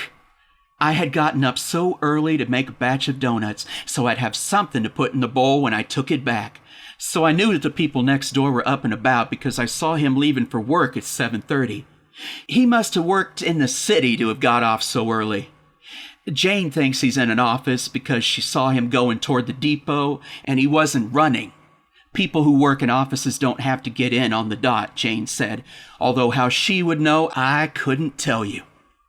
Now, it was little Mrs. West who opened the door, and I must say she looked agreeable enough. I thought with the maid to bring her breakfast and all, she might still be lying in bed the way they do. But she was all dressed in a pink house dress and was wide awake. She didn't ask me in right away, so I kind of moved a little toward the door, and then she stepped back and said, wouldn't I come in? And I must say, funny as that furniture is, she had it fixed up nice, with green curtains on the windows. I couldn't tell from my house what the pattern was on those curtains, but once I was inside, I could see it was a pattern of green leaves kind of woven in, and the rug, which of course I had seen when they brought it in, was green too. Some of those big boxes that went in must have held books, because there were a lot of books all put away in bookcases. And before I had a chance to think, I said, "My, you must have worked all night to get everything arranged so quick. I didn't see your lights on, though." "Mally did it," she said. "Mally, being the maid." She kind of smiled, and then she said, "She's more like a godmother than a maid, really."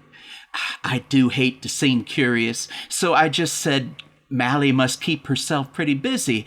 Yesterday she was out digging in your garden." "Yes." It was hard to glean anything out of these people with their short answers. "I brought you some doughnuts," I said. "Thank you." She put the bowl down on one of those little tables. "Jane thinks they must hide the wine because there wasn't a sight of any such thing that I could see." And then she said, "We'll offer them to the cat." Well, I can tell you I didn't much care for that. "You must have quite a hungry cat," I said to her. "Yes," she said. "I don't know what we'd do without him. He's Mally's cat, of course." "Well, I haven't seen him," I said. If we were going to talk about cats, I figured I could hold my own, having had one cat or another for a matter of 60 years, although it hardly seemed a sensible subject for two ladies to chat over. Like I told Jane, there was a lot she ought to be wanting to know about the village and the people in it, and who to go to for hardware and whatnot. And I know for a fact I've put a dozen people off Tom Harris's hardware store since he charged me 17 cents for a pound of nails, and I was just the person to set her straight on the town. But she was going on about the cat. "Fond of children," she was saying.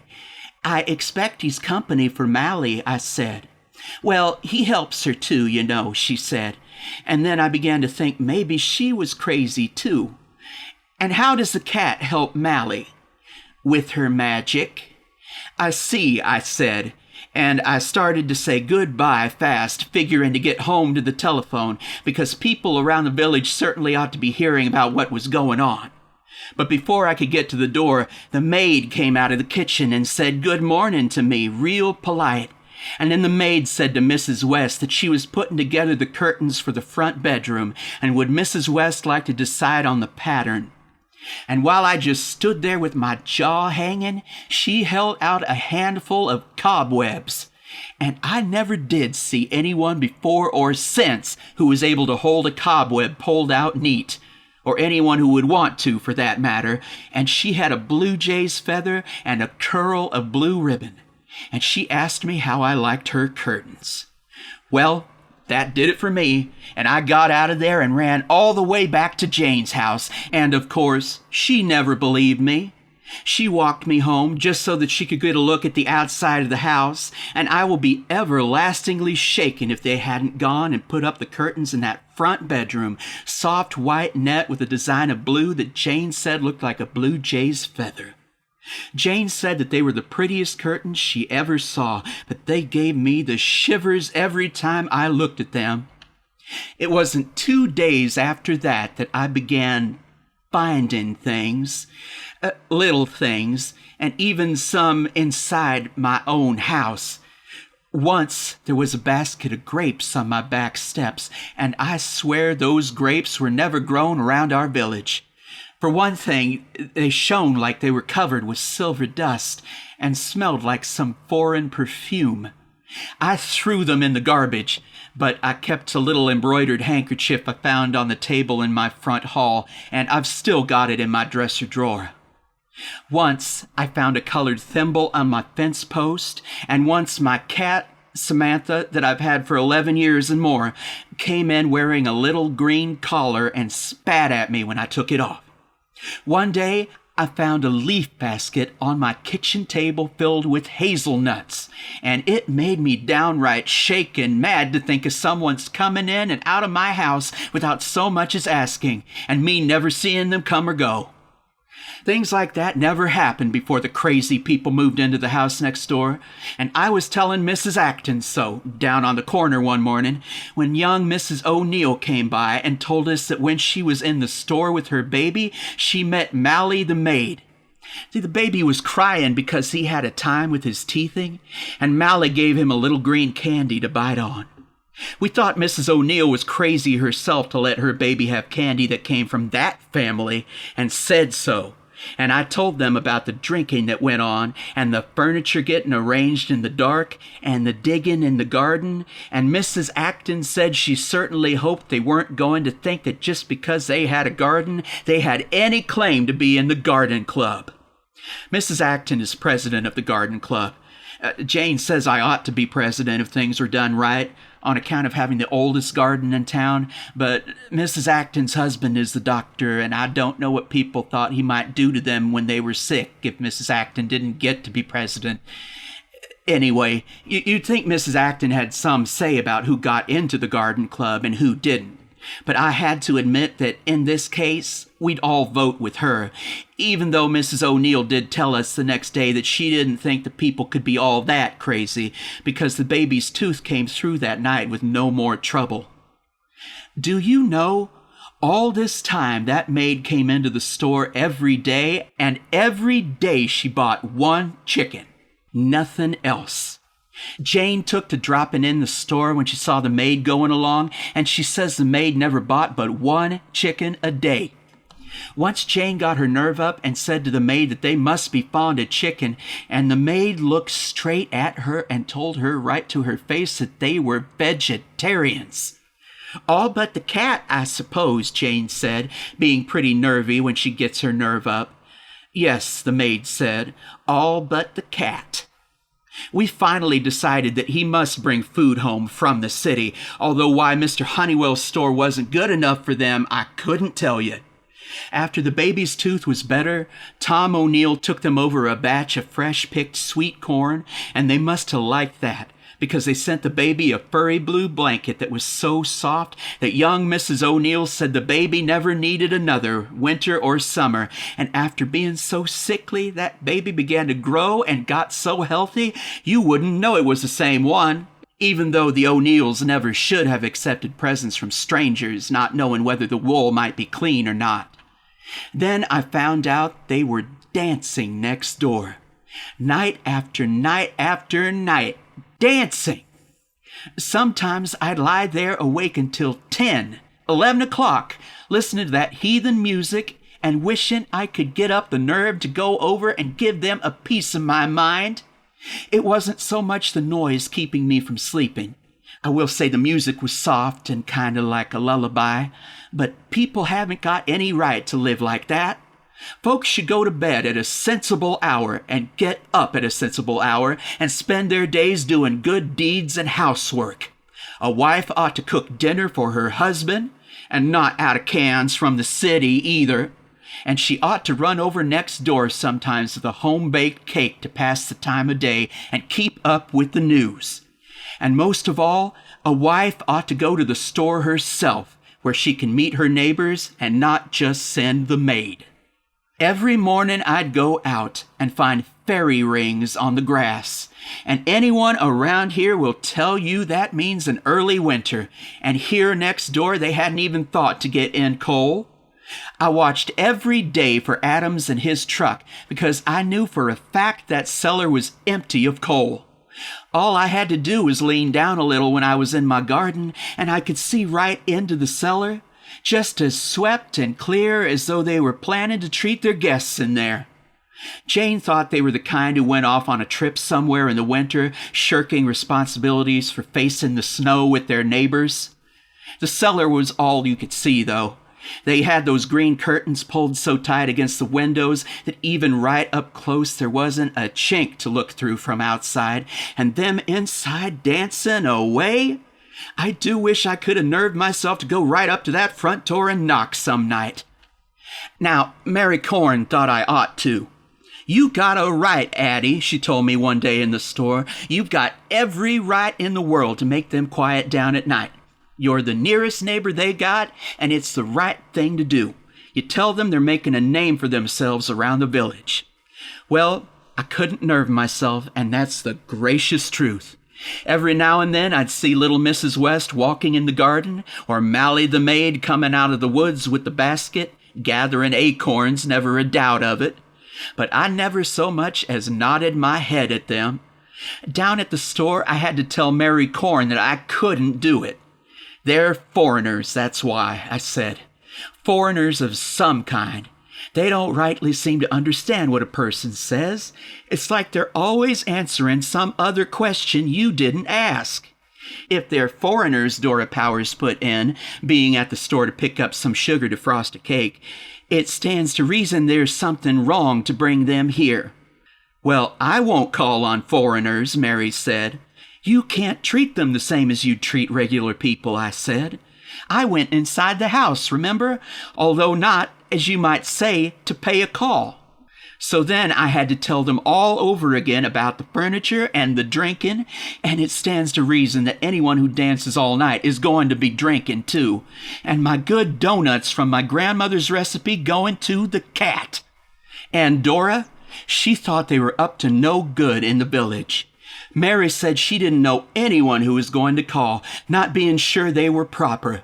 And then we had to stop talking because in came Mally the maid for her chicken. You would have thought I was the chairman of a committee or something, the way Dora and Mary kept nudging me and winking that I should go over and speak to her.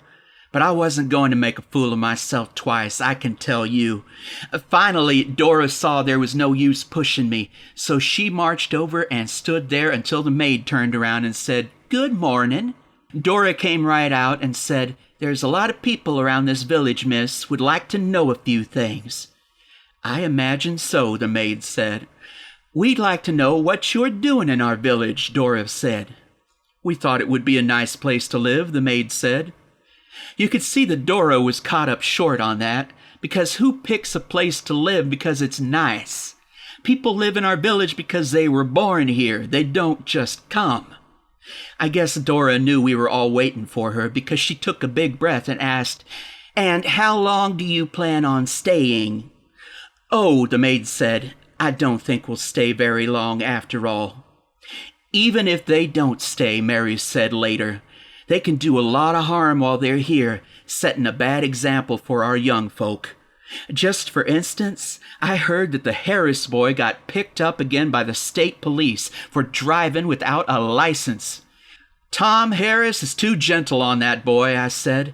"A boy like that needs whipping, and not people living in a house right in town showing him how to drink and dance all night." Jane came in right then, and she had heard that all the children in town had taken to dropping by the house next door to bring dandelions and berries from the woods, and from their own father's gardens too, I'll be bound. And the children were telling around that the cat next door could talk. They said he told them stories. Well, that just about did it for me, you can imagine. Children have too much freedom nowadays anyway, without getting nonsense like that into their heads. We asked Annie Lee when she came into the store, and she thought somebody ought to call the police so it could all be stopped before somebody got hurt. She said, suppose one of those kids got a step too far inside that house. How do we know he'd even get out again? Well, it wasn't too pleasant a thought, I can tell you, but trust Annie Lee to be always looking on the black side. I don't have much dealing with the children as a rule. Once they learn they better keep away from my apple trees and my melons, and I can't say I know one from the next, except for the Martin boy I had to call the police on once for stealing a piece of tin from my front yard. But I can't say I relish the notion that that cat had his eyes on them. It's not natural somehow. And don't you know, it was the very next day that they stole the littlest Acton boy? Not quite 3 years old, and Mrs. Acton so busy with her garden club, she let him run along into the woods with his sister, and the first thing anyone knew, they got him. Jane phoned and told me. She heard from Dora, who had been right in the store when the Acton girl came running in to find her mother and tell her the baby had wandered away in the woods, and Mally the maid had been digging around not 10 feet from where they saw him last. Jane said Mrs. Acton and Dora and Mary Corn and half a dozen others were heading right over to the house next door, and I better get outside fast before I miss something, and if she got there late, to let her know everything that happened. I barely got out of my own front door when down the street they came, maybe 10 or 12 mothers, marching along so mad they never had time to be scared. "Come on, Addie," Dory said to me. "They've finally done it this time." I knew Jane would never forgive me if I hung back, so out I went and up the front walk to the house next door. Mrs. Acton was ready to go right up and knock because she was so mad. But before she had a chance, the door opened and there was Mrs. West and the little boy, smiling all over as if nothing had happened. "Mally found him in the woods," Mrs. West said, and Mrs. Acton grabbed the boy away from her. You could tell that they had been frightening him by the way he started to cry as soon as he got to his own mother. All he would say was, "Kitty," and that put a chill down our backs, as you can imagine. Mrs. Acton was so mad she could hardly talk, but she did manage to say, "You keep away from my children, you hear me?" And Mrs. West looked surprised. "Mally found him in the woods," she said. "We were going to bring him home." "We can guess how you were going to bring him home," Dora shouted. And then Annie Lee piped up from well in the back, "Why don't you get out of our town?" "I guess we will," Mrs. West said. "It's not the way we thought it was going to be." Now that was nice, wasn't it? Nothing riles me like people knocking this town where my grandfather built the first house, and I just spoke up right then and there. "Foreign ways," I said, "you're heathen, wicked people, with your dancing and your maid, and the sooner you leave this town, the better it's going to be for you, because I might as well tell you," and I shook my finger right at her, "that certain people in this town aren't going to put up with your fancy ways much longer, and you would be well advised, very well advised, I say, to pack up your furniture and your curtains and your maid and your cat and get out of our town before we put you out." Jane claims she doesn't think I really said it, but all the others were there and can testify I did, all but Mrs. Acton, who never had a good word to say for anybody. Anyway, right then we found out that they had given the little boy something, trying to buy his affection, because Mrs. Acton pried it out of his hand and he was crying all the time. When she held it out, it was hard to believe, but of course with them there's nothing too low. It was a little gold-colored apple, all shiny and bright. And Mrs. Acton threw it right at the porch floor as hard as she could, and that little toy shattered into dust. "We don't want anything from you," Mrs. Acton said, and as I told Jane afterward, it was terrible to see the look on Mrs. West's face. For a minute she just stood there looking at us. Then she turned and went back inside and shut the door. Someone wanted to throw rocks through the windows, but, as I told them, destroying private property is a crime, and we might better leave violence to the men folk. So Mrs. Acton took her little boy home, and I went in and called Jane. Poor Jane. The whole thing had gone off so fast she hadn't had time to get her corset on. I hadn't any more than gotten Jane on the phone when I saw through the hall window that a moving van was right there next door, and the men were starting to carry out that fancy furniture. Jane wasn't surprised when I told her over the phone. "Nobody can get moving that fast," she said. "They were probably planning to slip out with that little boy." "Or maybe the maid did it with magic," I said, and Jane laughed. "Listen," she said, "go and see what else is going on. I'll hang on the phone." There wasn't anything to see, even from my front porch, except the moving van and the furniture coming out. Not a sign of Mrs. West or the maid. "He hasn't come home from the city yet," Jane said. "I can see the street from here. They'll have news for him tonight." And that was how they left. I take a lot of the credit for myself, even though Jane tries to make me mad by saying Mrs. Acton did her share. By that night, they were gone. Bag and baggage, and Jane and I went over to the house with a flashlight to see what damage they had left behind. There wasn't a thing left in the house, not a chicken bone, not an acorn, except for one blue jay's wing upstairs, and that wasn't worth taking home. Jane put it in the incinerator when we came downstairs. Oh, one more thing. My cat, Samantha, had kittens. That may not surprise you, but it sure as judgment surprised me, and Samantha, her being over 11 years old and well past her kitten days, the old fool. But you would have laughed to see her dancing around like a young lady cat, just as light-footed and as pleased as if she thought she was doing something no cat ever did before. And those kittens troubled me.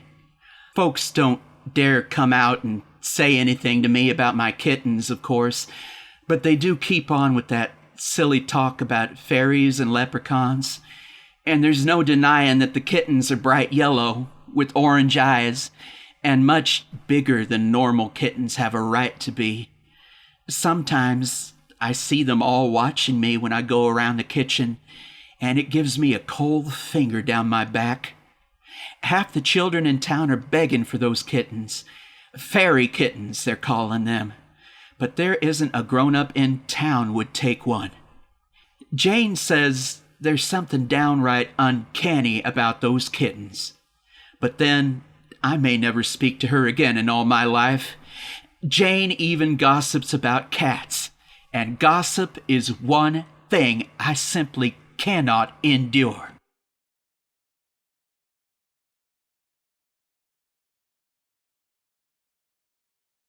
What might be called the first intimation of strangeness occurred at the railway station.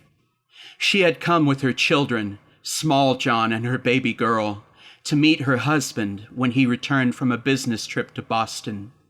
Because she had been oddly afraid of being late, and perhaps even seeming uneager to encounter her husband after a week's separation, she dressed the children and put them into the car at home a long half-hour before the train was due. As a result, of course, they had to wait interminably at the station, and what was to have been a charmingly staged reunion, family embracing husband and father, became, at last, an ill-timed and awkward performance. Small John's hair was mussed, and he was sticky. The baby was cross, pulling at her pink bonnet and her dainty lace-edged dress, whining. The final arrival of the train caught them in mid-movement, as it were. Margaret was tying the ribbons on the baby's bonnet. Small John was half over the back of the car seat. They scrambled out of the car, cringing from the sound of the train, hopelessly out of sorts. John Sr. waved from the high steps of the train.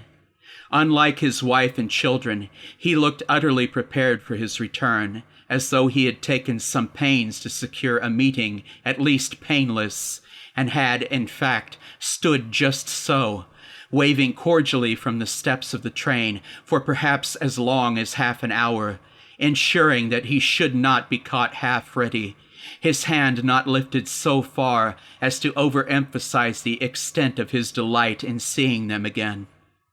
His wife had an odd sense of lost time. Standing now on the platform with the baby in her arms and Small John beside her, she could not for a minute remember clearly whether he was coming home or whether they were yet standing here to say goodbye to him. They had been quarreling when he left, and she had spent the week of his absence determining to forget that in his presence she had been frightened and hurt. This will be a good time to get things straight, she had been telling herself. While John is gone, I can try to get hold of myself again. Now, unsure at last whether this was an arrival or a departure, she felt afraid again, straining to meet an unendurable tension. This will not do, she thought, believing that she was being honest with herself, and as he came down the train steps and walked toward them, she smiled, holding the baby tightly against her so that the touch of its small warmth might bring some genuine tenderness into her smile. This will not do, she thought, and smiled more cordially and told him hello as he came to her. Wondering, she kissed him, And when he held his arm around her, the baby for a minute pulled back and struggled, screaming. Everyone moved in anger, and the baby kicked and screamed, "No, no, no." "What a way to say hello to Daddy," Margaret said, and she shook the baby, half amused and yet grateful for the baby's sympathetic support. John turned to Small John and lifted him, Small John kicking and laughing helplessly. "Daddy, Daddy," Small John shouted, and the baby screamed, "No, no." Helplessly, because no one could talk with the baby screaming so, they turned and went to the car. When the baby was back in her pink basket in the car, and Small John was settled with another lollipop beside her, there was an appalling quiet which would have to be filled as quickly as possible with meaningful words. John had taken the driver's seat in the car while Margaret was quieting the baby, and when Margaret got in beside him, she felt a little chill of animosity at the sight of his hands on the wheel. "I can't bear to relinquish even this much," she thought. "For a week, no one has driven the car except me." Because she could see so clearly that this was unreasonable. John owned half the car, after all. She said to him with bright interest, "And how was your trip? The weather?" "Wonderful," he said. And again she was angered at the warmth in his tone. If she was unreasonable about the car, he was surely unreasonable to have enjoyed himself quite so much. "Everything went very well. I'm pretty sure I got the contract. Everyone was very pleasant about it, and I go back in 2 weeks to settle everything." The stinger is in the tail, she thought. He wouldn't tell it all so hastily if he didn't want me to miss half of it. I am supposed to be pleased that he got the contract and that everyone was so pleasant, and the part about going back is supposed to slip past me painlessly. "Maybe I can go with you then," she said. "Your mother will take the children." "Fine," he said, but it was much too late. He had hesitated noticeably before he spoke. "I want to go too," said Small John. "Can I go with Daddy?" They came into their house, Margaret carrying the baby, and John carrying his suitcase and arguing delightedly with Small John over which of them was carrying the heavier weight of it. The house was ready for them. Margaret had made sure that it was cleaned and emptied of the qualities which attached so surely to her position of wife alone with small children. The toys which Small John had thrown around with unusual freedom were picked up. The baby's clothes, no one, after all, came to call when John was gone, were taken from the kitchen radiator where they had been drying.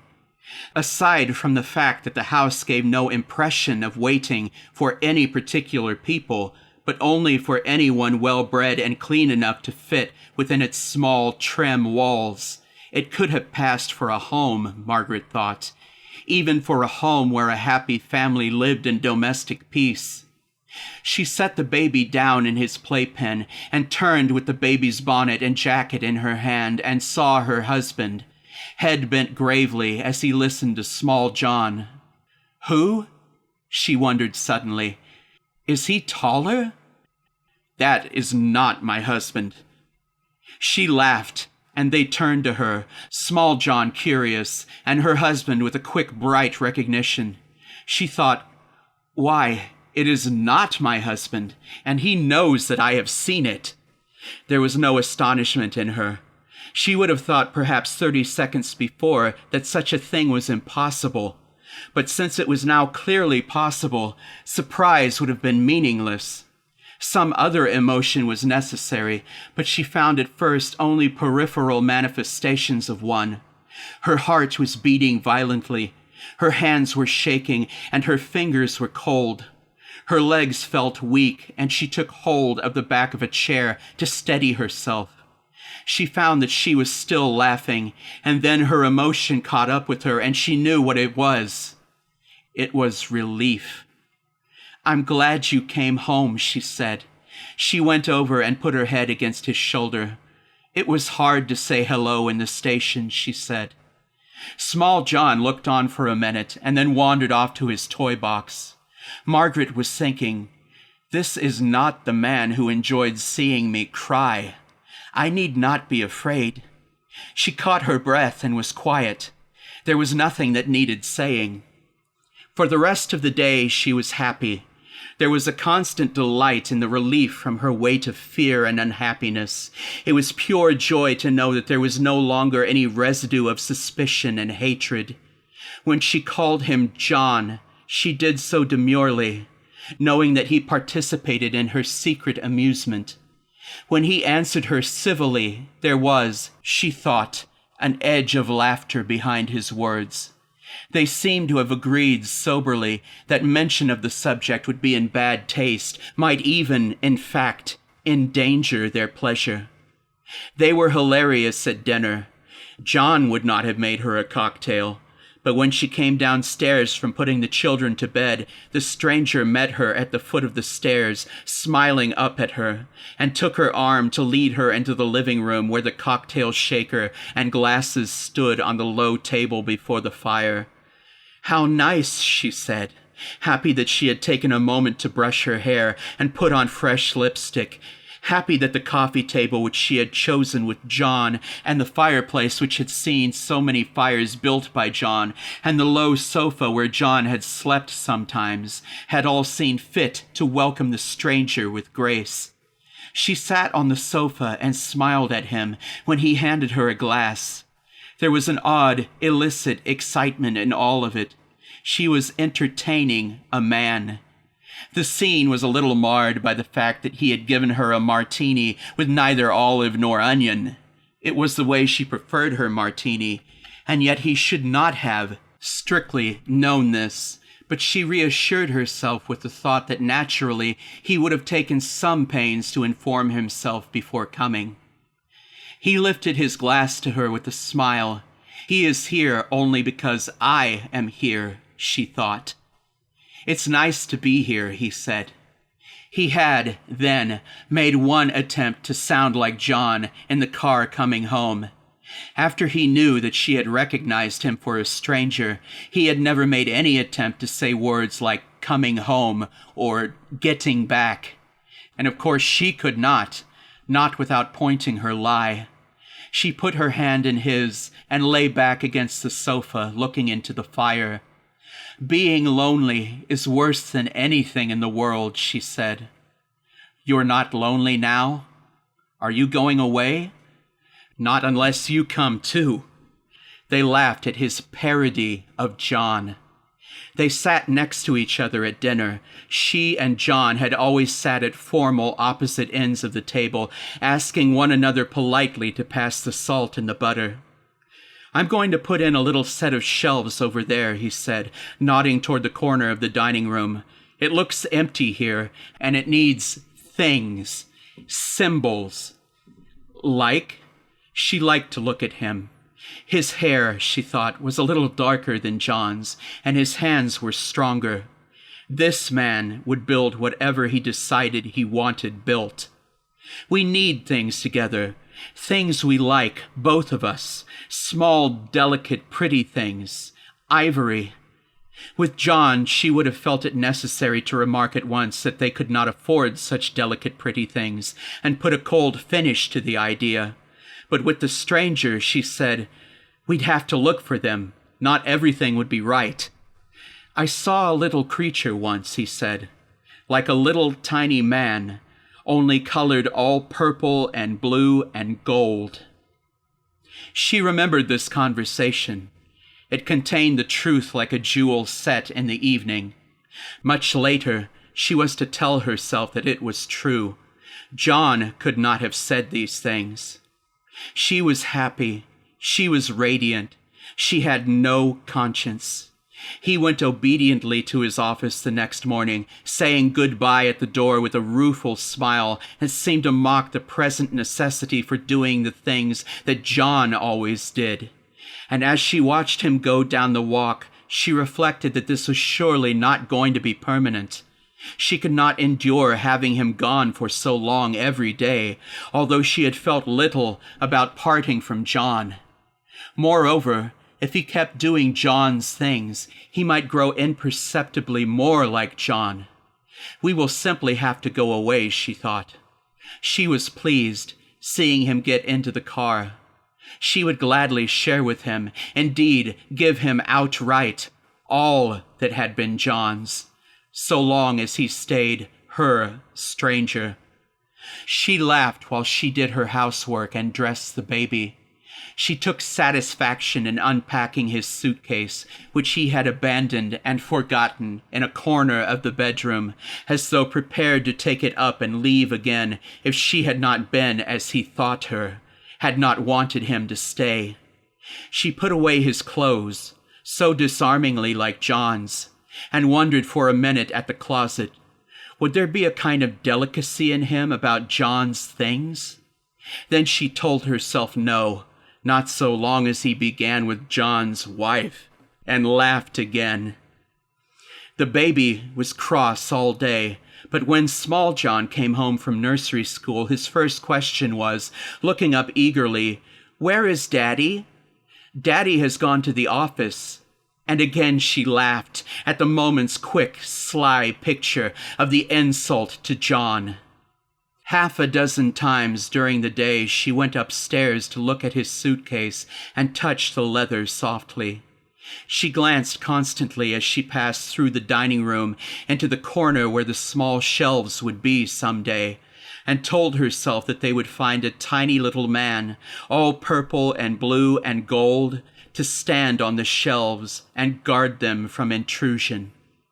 When the children awakened from their naps, she took them for a walk and then, away from the house, returned violently to her former lonely pattern.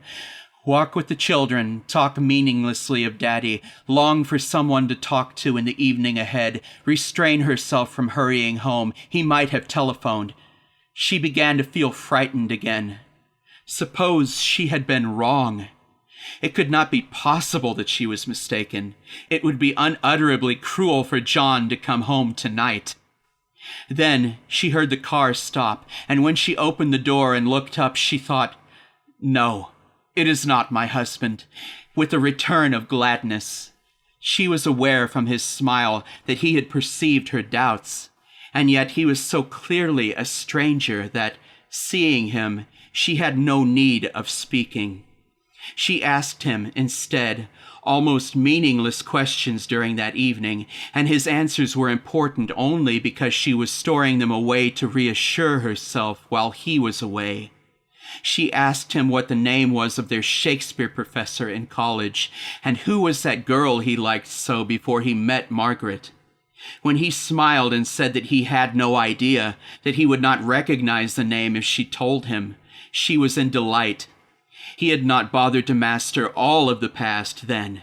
He had learned enough, the names of the children, the location of the house, how she liked her cocktails, to get to her, and after that it was not important, because either she would want him to stay or she would, calling upon John, send him away again.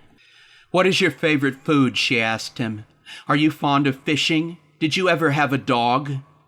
"Somebody told me today," he said once, "that he had heard I was back from Boston, and I distinctly thought he said that he heard I was dead in Boston."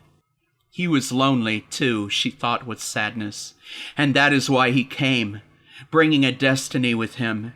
Now I will see him come every evening through the door and think, "This is not my husband," and wait for him, remembering that I am waiting for a stranger. "At any rate," she said, "you were not dead in Boston, and nothing else matters." She saw him leave in the morning with a warm pride, and she did her housework and dressed the baby. When small John came home from nursery school, he did not ask, but looked with quick, searching eyes, and then sighed. While the children were taking their naps, she thought that she might take them to the park this afternoon, and then the thought of another such afternoon, another long afternoon with no one but the children, another afternoon of widowhood, was more than she could submit to. "I have done this too much," she thought. "I must see something today beyond the faces of my children. No one should be so much alone." Moving quickly, she dressed and set the house to rights. She called a high school girl and asked if she would take the children to the park.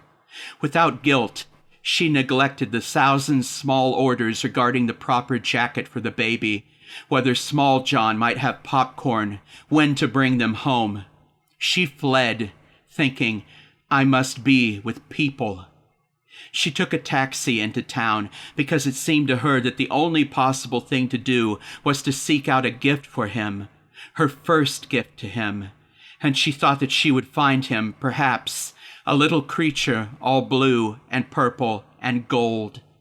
She wandered through the strange shops in the town, choosing small, lovely things to stand on the new shelves, looking long and critically at ivories, at small statues, at brightly colored, meaningless, expensive toys, suitable for giving to a stranger.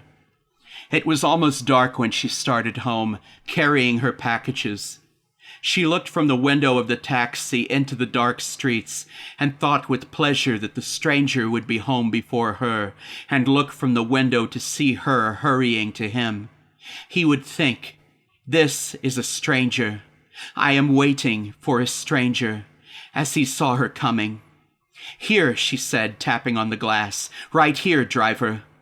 She got out of the taxi and paid the driver and smiled as he drove away.